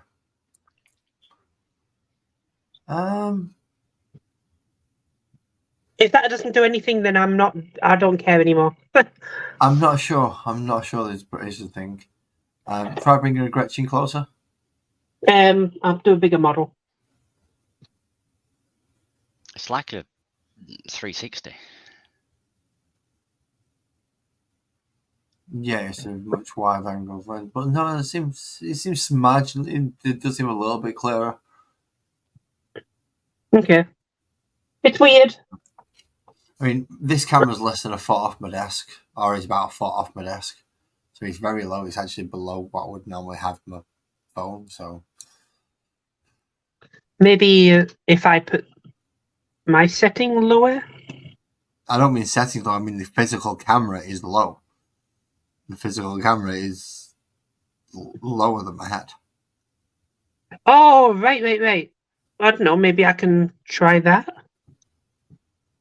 I need to position. positioning is something to test out. Essentially, just load up a blank. This is going to bother me. Now I'm going to start looking into this tomorrow because I just can't help myself. Well, load up a blank StreamYard and play about with it, essentially. And go, right, okay, that's why it's doing X, Y, Z.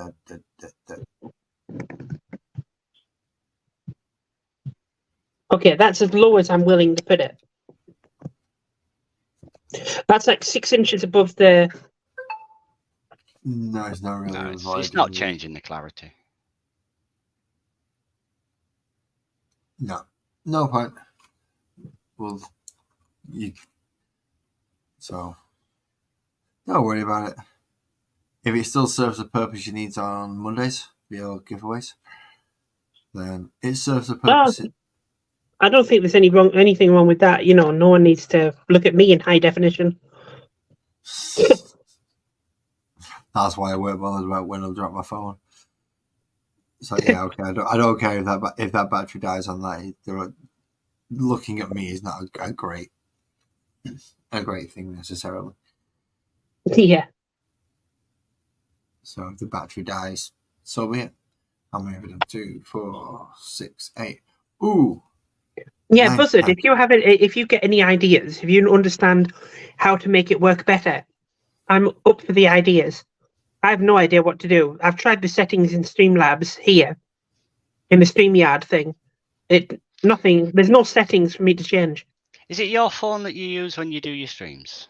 Yeah. I'm going to have a look at some of that and see what it comes out like on there. I've taken videos as well.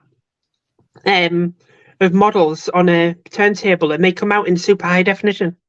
Right, that's what I mean. It's your phone settings as opposed to the StreamYard settings that you might need. I've done that multiple times during this stream.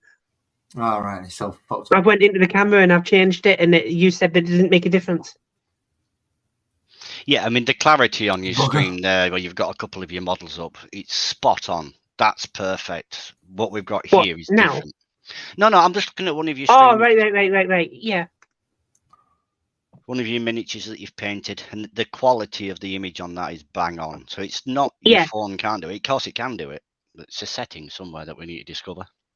Yep.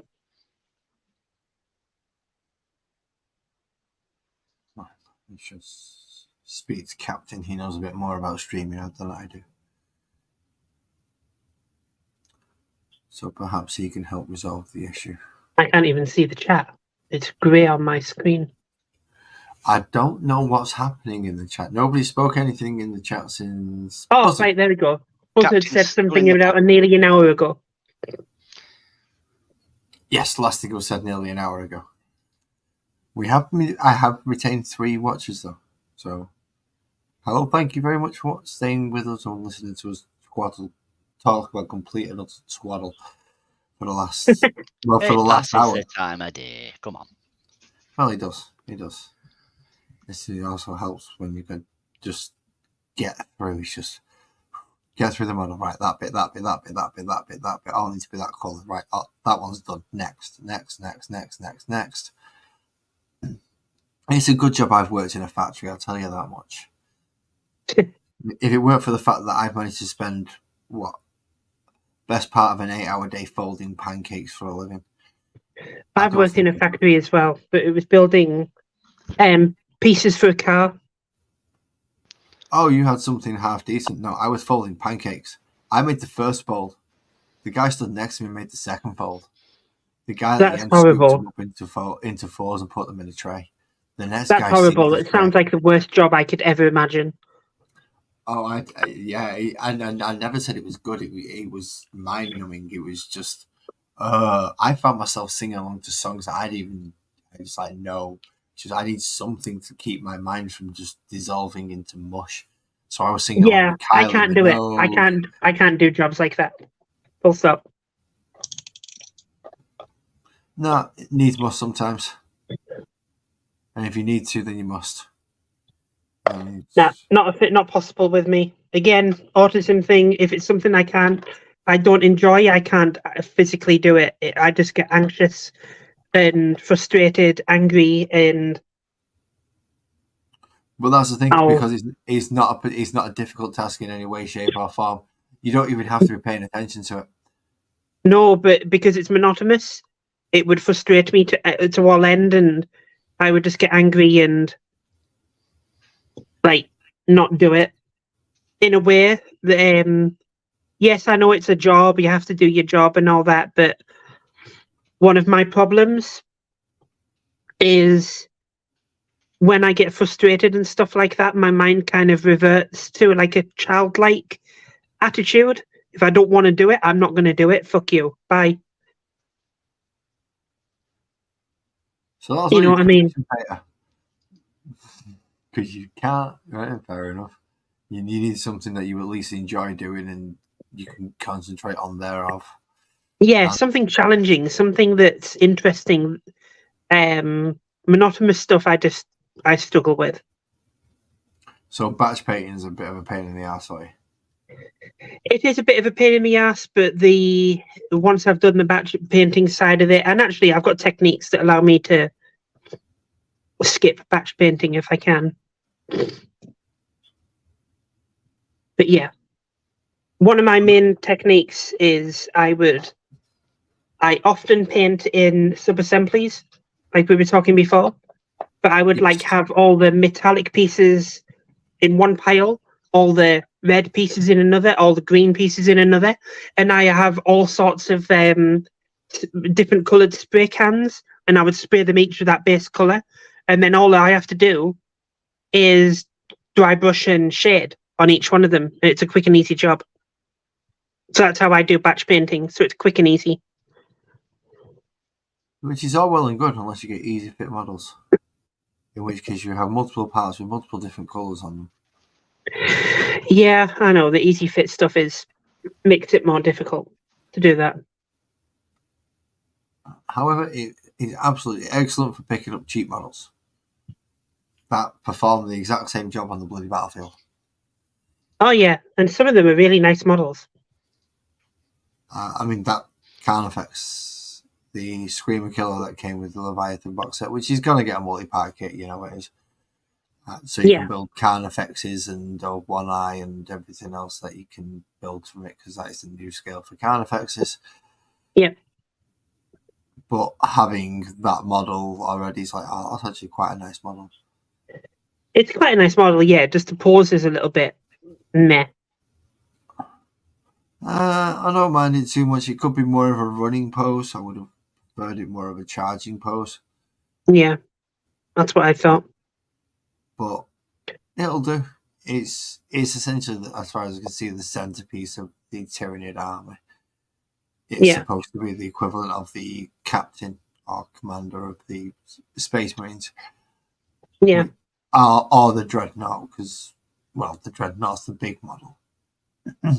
So it's not overshadowed by the Space Marine Dreadnought, because the Dreadnought's a long-ranged version. So it's not got anything that's big and spiky and clawy to go up against it, or any giant fist or anything like some of the others have. And the Space Marine captain looks puny.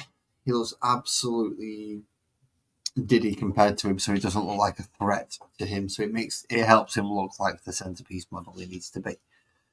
Yeah. It's a nice model.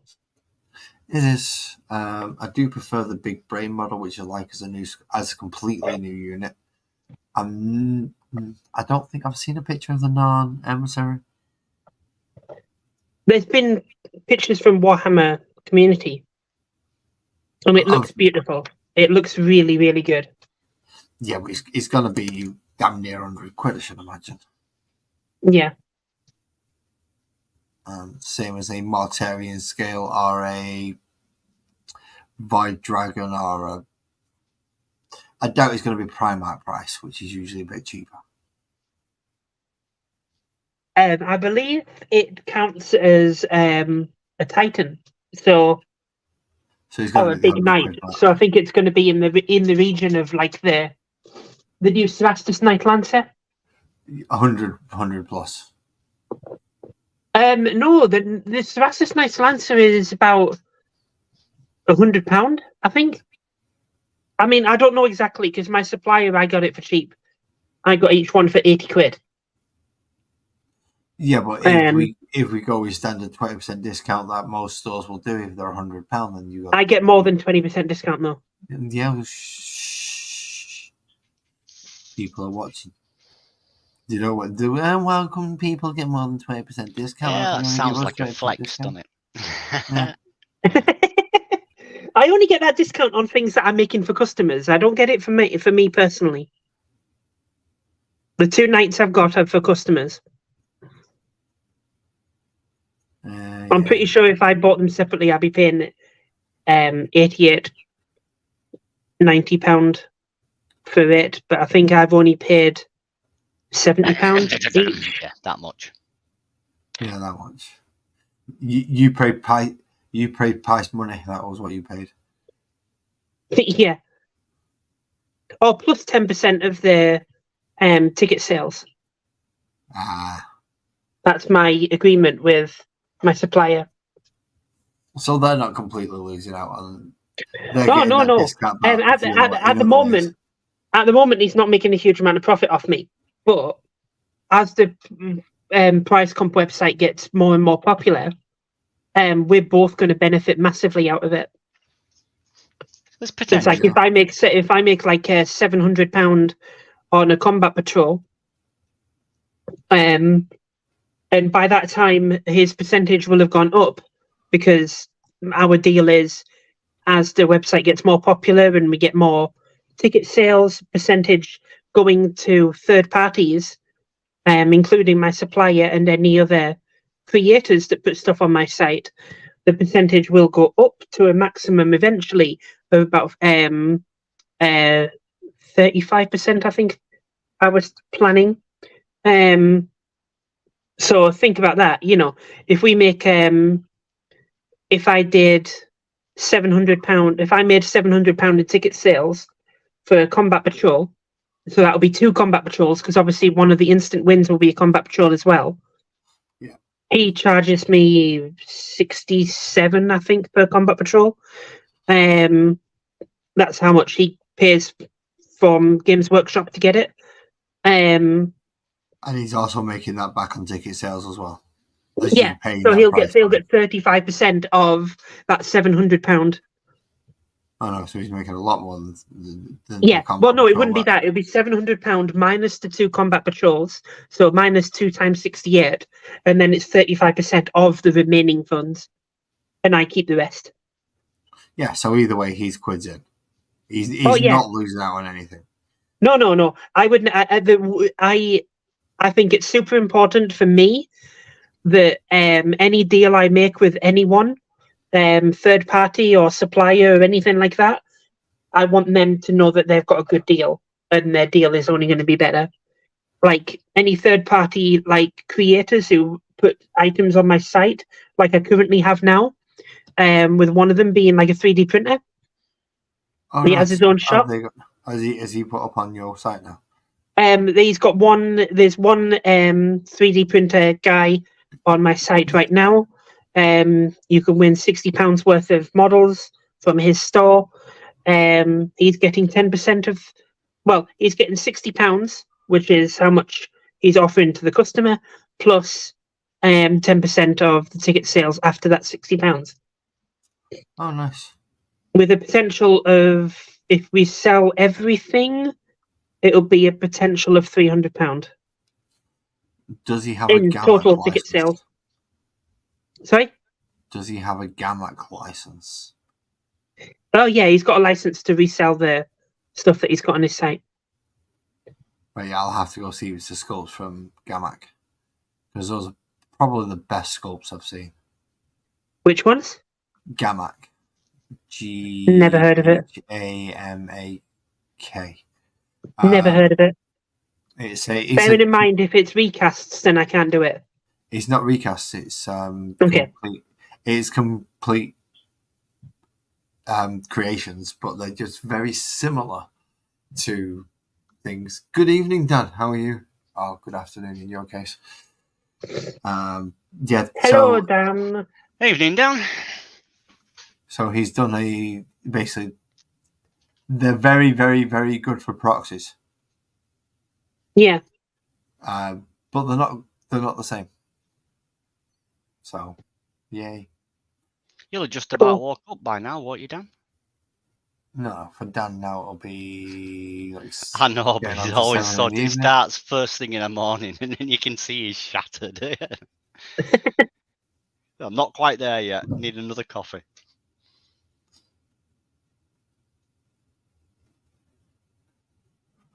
Yeah, got to have his 2 brews in the morning. Don't blame I've also got oh sorry, go on. No, I'm saying I don't blame him for having 2 brews in the morning. I do the same. I don't think anybody want to see me first thing in the morning, straight out of bed. No, thank you. I've seen you on a webcam fully clothed. And yeah, that's enough for anybody. You're scarred for life. I know. Right. Go on. No, I'm okay now. Yeah. No, I'm all right. Definitely don't want to see you. Nah. Shit. I'm going to remember that when I come your way next. No, that's fine. Just don't strip off naked. We'll be all right. Just stay fully clothed. We'll be sorry. I think you've got a fetish. Who, me? Yeah, I think so. I'm reading more into that, you know. I've got a fetish, mate, but he's not what you're thinking. Is it for chipmunks? Nah. I hate the furry little fuckers. No, my sister had one years and years and years ago, and it was in quite a large cage on this table. One of them just ran up halfway up the cage and just pissed on me out of the cage. Like, you little shit. And then just scurried around the cage. You little bastard. I think she had about 3 of them in there. You know, the chipmunks or chinchillas or something like that. I don't care. Have a good night, mate.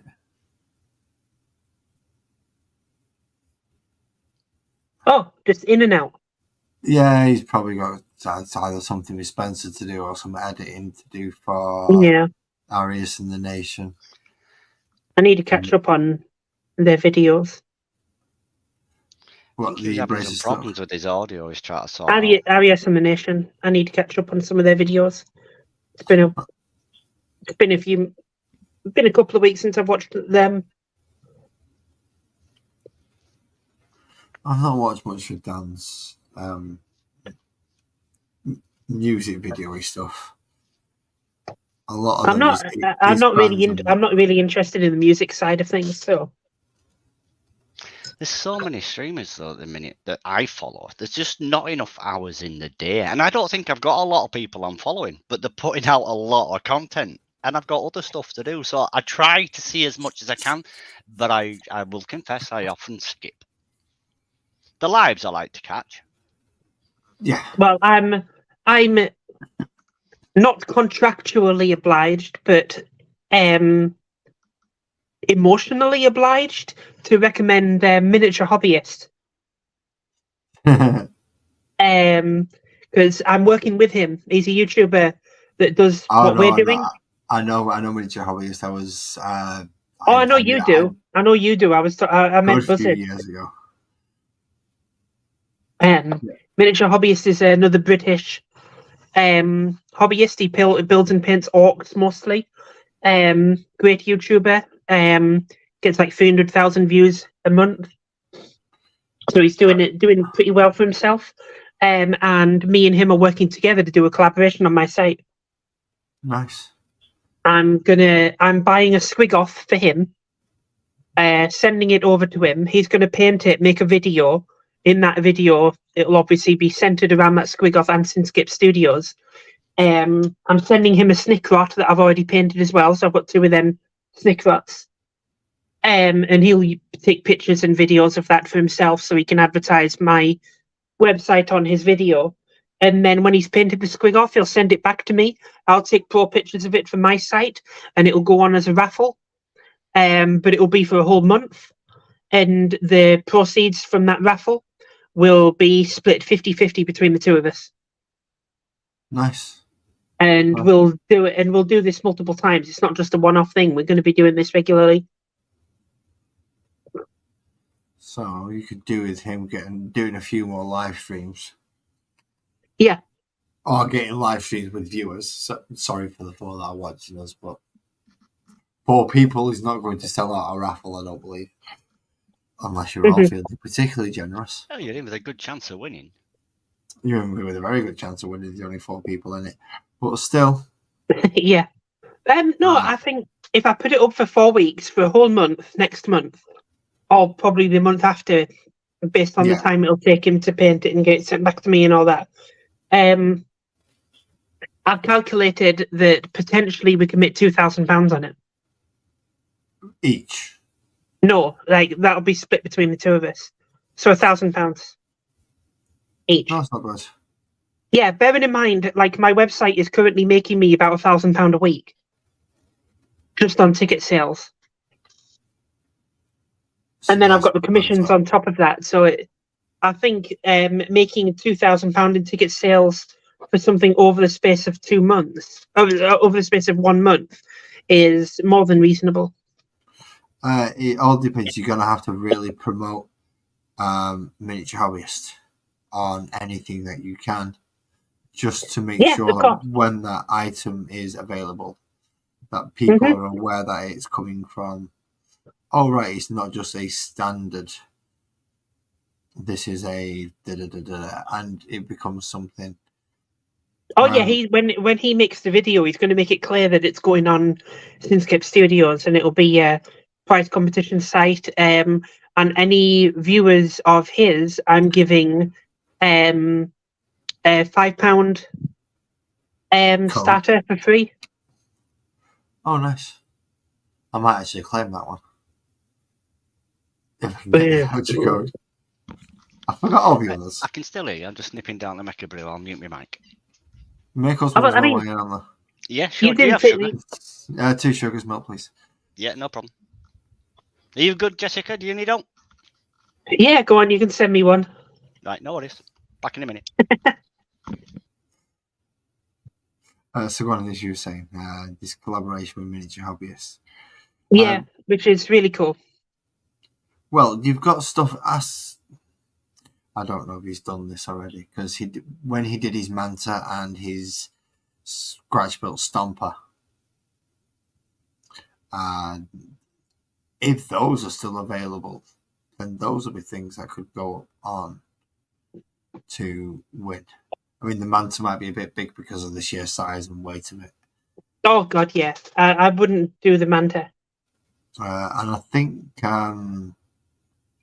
Steve F., who's been in my chat a few times, has I think he won the stomp. I think he got the Stomper in the end. Okay. But if they are still available, that wouldn't be too bad. Although I would like Steve to have got the Stomper. That would have been nice for him.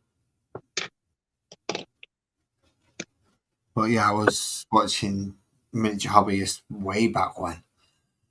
Oh, I know. I've been watching him for a couple of years now. I can't remember when he started, but it wasn't that long ago. He's exploded quite recently. Yes, he has. He's been getting a lot of sponsorships, a lot of deals. Viewership's just gone through the roof. To be quite honest, his genius was Sprugo. Absolutely genius. Yeah, his early stuff was a bit of a mess, but it was clever. And then he threw the slap chop over the top of it as well. It was just like, oh, yeah, from stage to stage, you've gone well. And then he's thrown 3D printing into it as well, so he can still use a sprue to make his bases and then a 3D print on top. Yeah, exactly. So, like, we're not going to do, like, one model that he paints, puts it on my website for a month all the time. One of my other ideas is that we can just put some of his 3D printed stuff on my site and split the sales and stuff like that. Basically, you'd be another retailer for him, or another retail outlet for him. Essentially, yeah. And I do the advertising for my site, and he'll do advertising for me. And then on my website, and in the description of the thing will be advertising for him as well. But obviously, his advertising for me is going to be better than my advertising for him.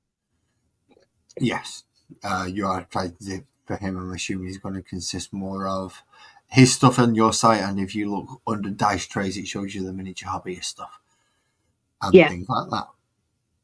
So come come to your site from his site, and well, it shows you the stuff that you can buy from him. Yep. Come to anywhere else, and it's, well, if you want a dice trade, we do the miniature hobbyist ones. If you don't know who that is, or if you do know who that is. Yeah. Sounds like a plan. Yep. I've got a few other people lined up for collaborations as well.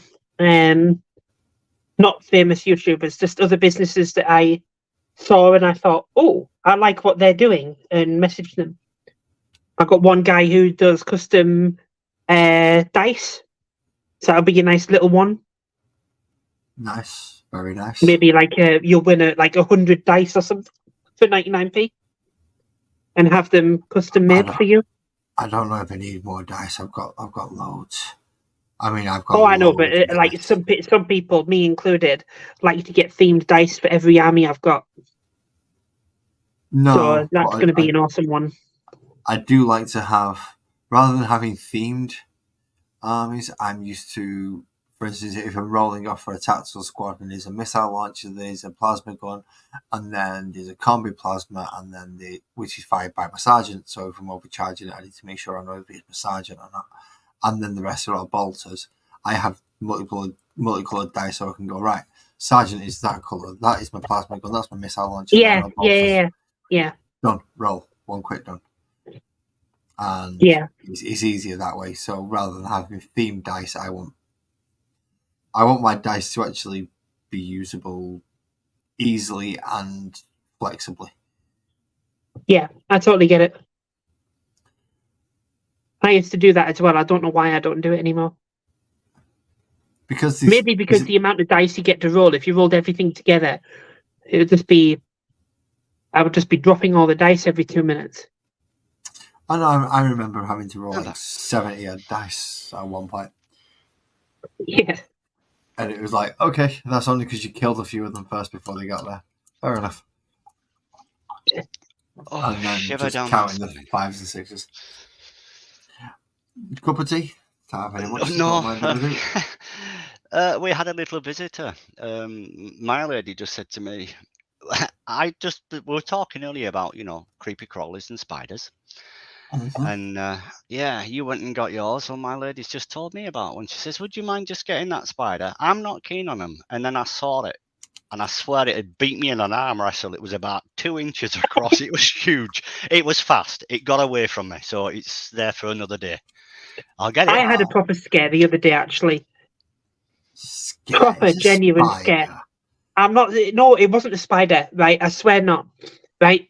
What this was, I had my windows open. I was sat here painting, and my cats suddenly jump under, both go under the table, which is unlike them. It's unlike one of them.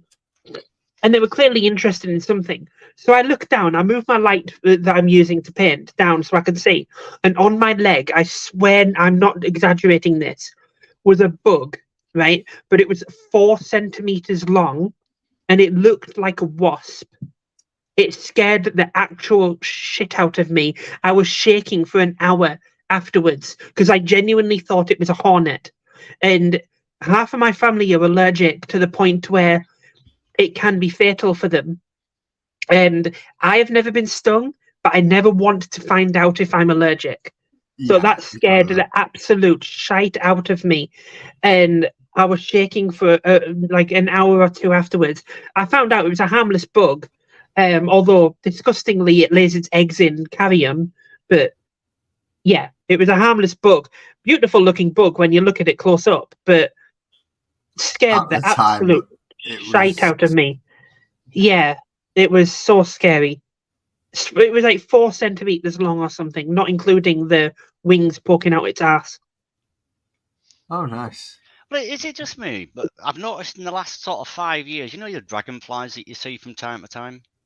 Yeah. I used to see them like in, an inch and a half, and they were pretty big. Now they're like 4 inches long. They're huge. Oh yeah, everything's getting bigger. They're all getting bigger because eventually they're going to take over. It's going to be Day of the Triffids. I'm all right. I like using flamethrowers. Evening, BC. Yeah, it is evening still. Good evening, BC. BC Herbs. I'm sure I recognise that name. He has been on stream with me before. He has been up here. Hello. I believe he also has a link to come up if he wishes. Another one. Another one. Wow.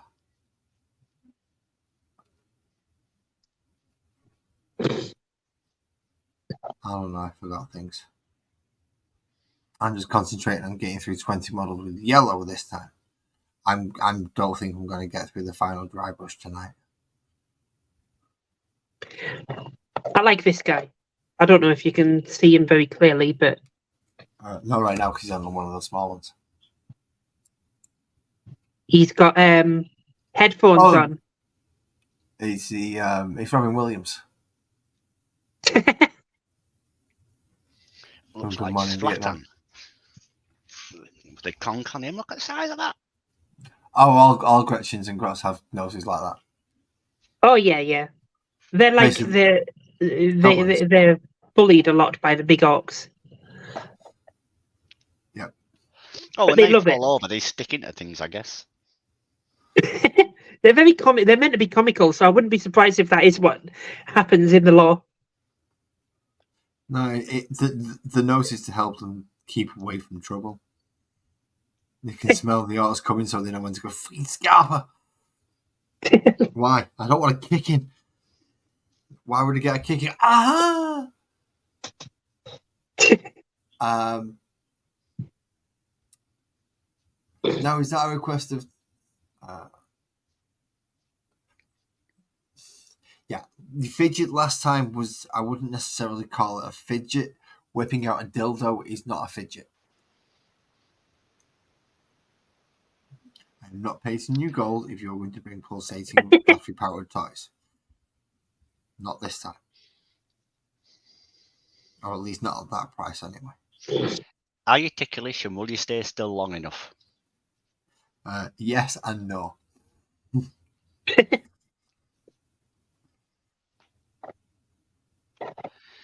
Don't forget them shaded areas.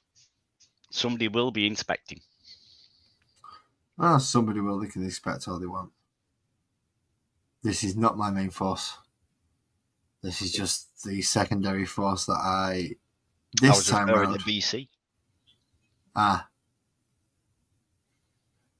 The tickly way. That one.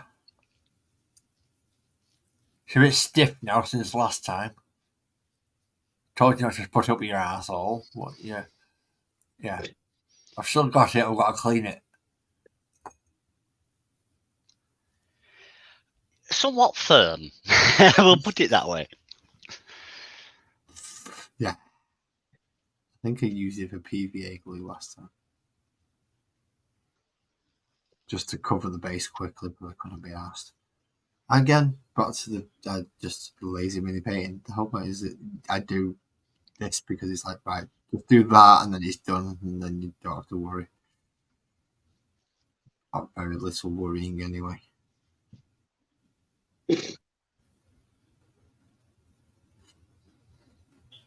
However, I do have the problem of I've got to come back later on once my eyes are no longer model blind and look over them again and go, right, where did I miss?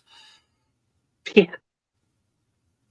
Because you do, there's something, you get a stage, I don't know if you get it, Jessica, as well, where you end up with what's called model blindness. You miss pieces that, just a blur. Yeah. I have done that before, yeah. It's a nightmare. It can be. Take breaks. Well, it's different. That's why I end the stream. So you take weekly breaks. I get you. That's all it is. Then it's an intermission. It just lasts 7 days. He only pins for like 2 hours a week, and he needs a break after it. A 6-day break. There you go. Well, I'm lucky I managed to get this bloody much out of me, to be quite honest. It shocks me every week that I managed to sit here for 2-3 hours. I was getting used to you being a Monday stream, and now you started messing me up. You're all sorts. You're all over. Well, the problem with my lifestyle is very difficult to plan. I'm happy for you not to do Mondays, because I have to do my live stream on a Monday. You don't have to do your live stream on a Monday. I sat and worked out the best time for it. Monday's the best time for me to get as much money as I can out of it, because people are more likely to buy tickets on a weekend. And then the Monday draw, and then they've already bought the tickets for it because okay, fair enough. Yeah. A lot of other prize competition sites do it on Monday, and the only other prize competition site that does Warhammer stuff actually does their draws on Tuesdays and Fridays. So I didn't want to do it on either of those days. I wanted to, because obviously those people who are going to enter both mine and theirs, they're going to watch theirs, not mine, because they're bigger. Although they don't do pro painted models as prizes, so I still find myself as a niche. That's a lot of time and money. Are you got to take into account that into the price of the model when you went doing it, the price, because obviously your time is part of the pro painting. Yeah, that's why the pro painted miniatures are like £2.50, £2.99 a ticket. Okay, so they're the most expensive ones, whereas the standard box set ones, they're 99p. Sweet. It's not a guarantee that I won't miss, that I'll get everywhere, but I will give it my damn good try even if I have to use my tongue. BC, don't you worry.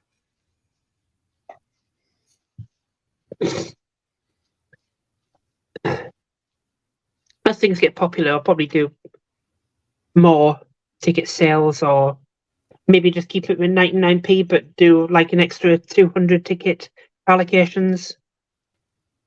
Well, as soon as you start selling out regular, that's when you start selling more tickets. That's when you start putting more tickets available. Yeah, of course, 100%. Is that going to be a main part of a main sort of stay of your site now? And what you do will be the painted models for the others in competition stuff, or is it a promotional thing to help you grow and gain? No, the price competition thing is the business. That's the main part of it. My plan is to turn Synskip Studios into a passive income. And maybe do like 1 or 2 paint jobs a week. And this is why I'm trying to get collaborators. So every week, each collaborator that I work with will have 1 or 2 slots. So I will host prize competitions for multiple different companies that are all doing something different. So one of them will be a 3D sculptor who'll build you a unique model to your specifications. I've got someone in mind, but I commissioned him to do a job for me, and he's been really bad with communicating with me, so I don't think I'll be offering him a spot on my site. My thinking there was if you starts to grow well enough and you get enough commissions in, like you've been saying, you're gonna have your time taken up doing them. So I just wondered whether the ticket side of things at the minute was a promotional thing just to get you going. No, actually, the commissions are the promotional thing to keep me going, to keep so it's the back to front to how I saw it. Yeah. Eventually, I'll stop taking commissions and only do them when I want to do them instead of doing them to pay my bills, and the ticket sales will be the main income, and I can essentially go part-time. I can just do the odd pro painted. I'll do like 1 pro painted prize draw a week, which will be like the most expensive one for like $3.99 a ticket or something. I'll paint that commission that week, and then the rest of the week I can just relax and do what I want to do and take more time for myself. And like the other 10, 12 prize competitions on the site will either be for new inbox stuff, which all I have to do for that is contact my supplier and get them to send off the models to the winner. I don't even have to touch the models. I don't have to do anything about that. And other companies like the 3D sculptors and stuff like that, I just give them the details of the winner and they deal with the prize and get that sent off. So basically, I'm kind of like... You've invented a middleman space for yourself. Yeah, essentially. Are you trying to? Essentially, yeah. And I'm the one dealing with the advertising. I'm the one dealing with the legal side of doing a gambling site, not them. The problem I have with these competitions is I used to enter some a while ago, and one of the problems with it is because it's a competition, you can't pay via PayPal because they consider it gambling. Yeah. And PayPal is my main source for paying for things online. And when I used to do the competitions, I used to use my bank card and everything, but I got hit with one of them Amazon scams where they took like 800 quid out of my bank or something. I got it back, but it just left such an unpleasant taste in my mouth that I just didn't want to do it anymore. So on that side, there's a very distinct line between gambling and what my site is. My site actually legally avoids the gambling side. It's technically not gambling because you can enter for free. So can you accept PayPal on yours? Yes. Oh, that's interesting. So I have two methods of payment, which is the standard pay by card, Google Pay, that kind of thing. But that's only for UK and Ireland. Anyone outside of UK and Ireland can use PayPal, or even if you can use PayPal even if you're in UK and Ireland, but PayPal's the only option for people outside. And I'm skirting that because my website is technically not gambling because it's prize competition, skill-based prize competition. It's not regulated under the Gambling Act, so therefore it is not gambling. Yeah. So even though it's your skill that's being raffled off, and you don't need any skill to win. Yeah, it's a skill based, and that you can go in free. You can enter for free, but it's discouraged because it's harder to do. And that's basically I have to follow several laws. One, I have to offer a free entry, but within the same law, it specifically says that free entry must be discouraged somehow. Mm-hmm. So the discouraged part of it is to enter for free, you have to send me a postcard with your entry on it to my address. But you can only enter you can only get one ticket per postcard. So you're spending whatever the price is for the stamp and the postcard to get one entry when you can just do it cheaper online. Yeah, exactly. And that's actually quite a common way of working around the law to make it legal. That most prize competition sites do. You'll find that if you go into any prize competition sites, they'll do it a very similar way. We'll say to my home over in America. Can he enter?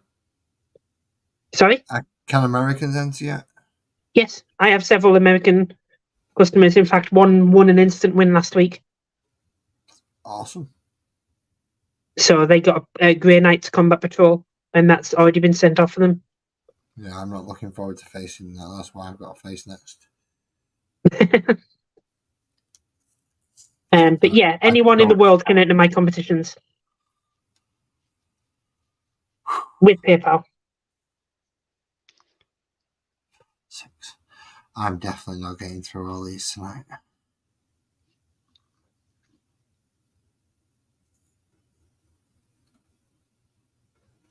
Your little chipmunk eyes getting fed up. It's not my chipmunk eyes getting fed up. It's more the blurriness and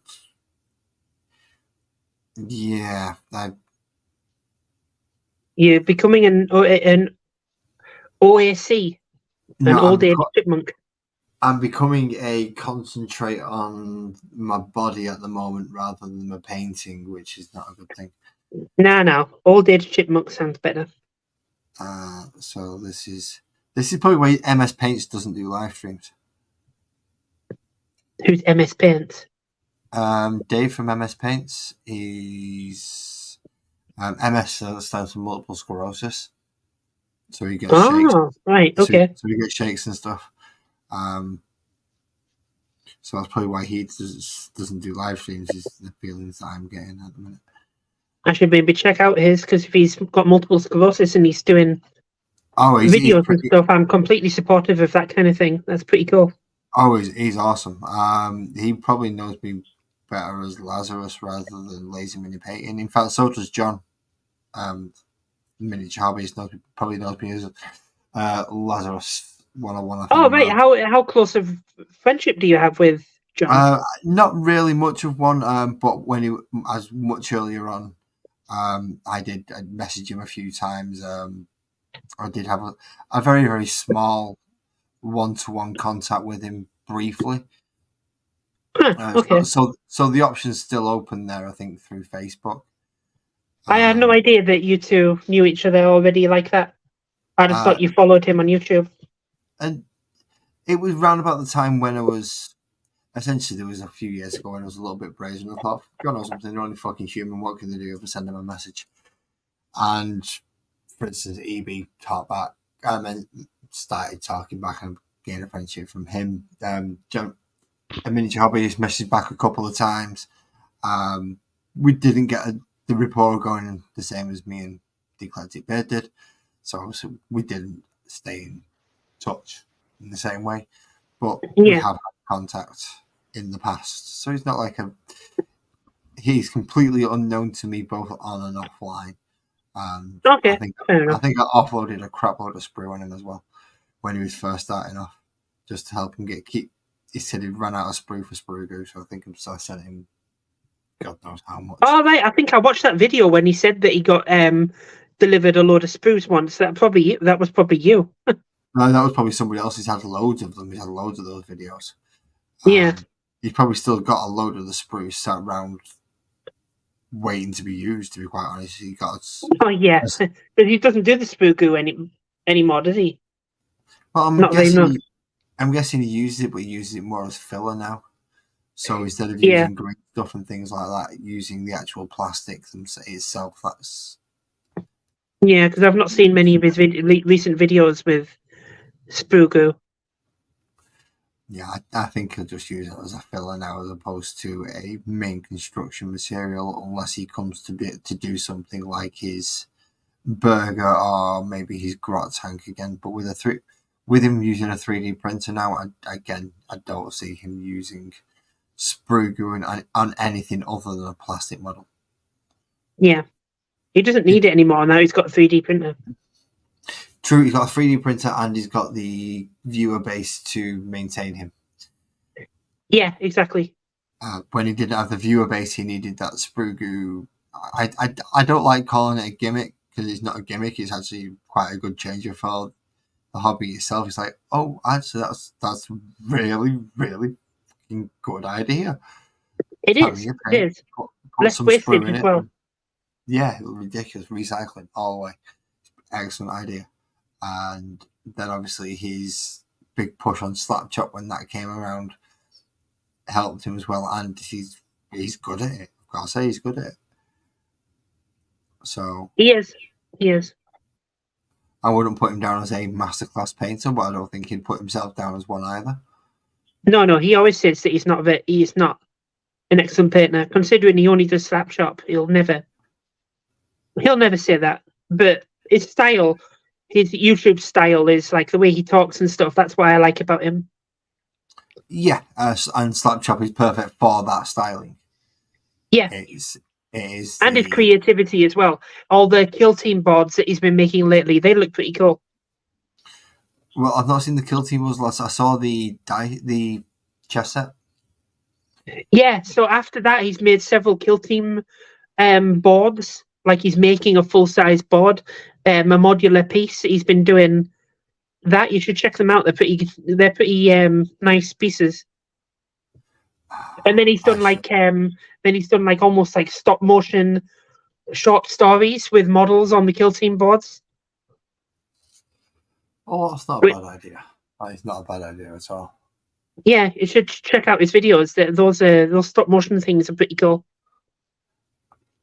But it's not stop. I don't think it's stop motion. He's moving them with a piece of string attached to the bases and then hidden out of view with other pieces of terrain and stuff like that. But stop motion was just the first thing I could think of to describe it. He's using the models to actually do the animation and act out the scenes as they go along. Yeah, and then he's got like a smoke machine, and then he's got cool music in the background, and then blood effects and everything. It's pretty cool. He did a recent one with Nids versus Imperial Guard, I think it was, or something like that. That was a cool one. See, I wouldn't mind. That's not a bad idea. I think, as well as him doing that, I think Zorp did it with some 40k stuff. Yeah, I need to get in contact with Zorp. Maybe he might do something with me as well. He seems quite keen on reaching out and working with people. When he did his Lord of the Rings things, I mean, he reached out to quite a lot of YouTubers and creators to help him to make it, and he funded a lot of it himself just to get them to help. So yeah, very much so. He might be a good one for you to reach out and get in touch. Because maybe I could do like 1 month with Miniature Painter, 1 month with Zorp or whatever you called him. I watched a few of his videos. I can never remember his name. The Australian guy. Well, he's now in New. I think he's now in New Zealand because he literally loves Lord of the Rings that much. He's moved to New Zealand so he can be closer to the place where they've got Lord of the Rings. It's the man is obsessed to an unhealthy degree. Yeah, he's good. I need to get back in touch with his video store. It's been a while since I've watched some of his stuff, I think.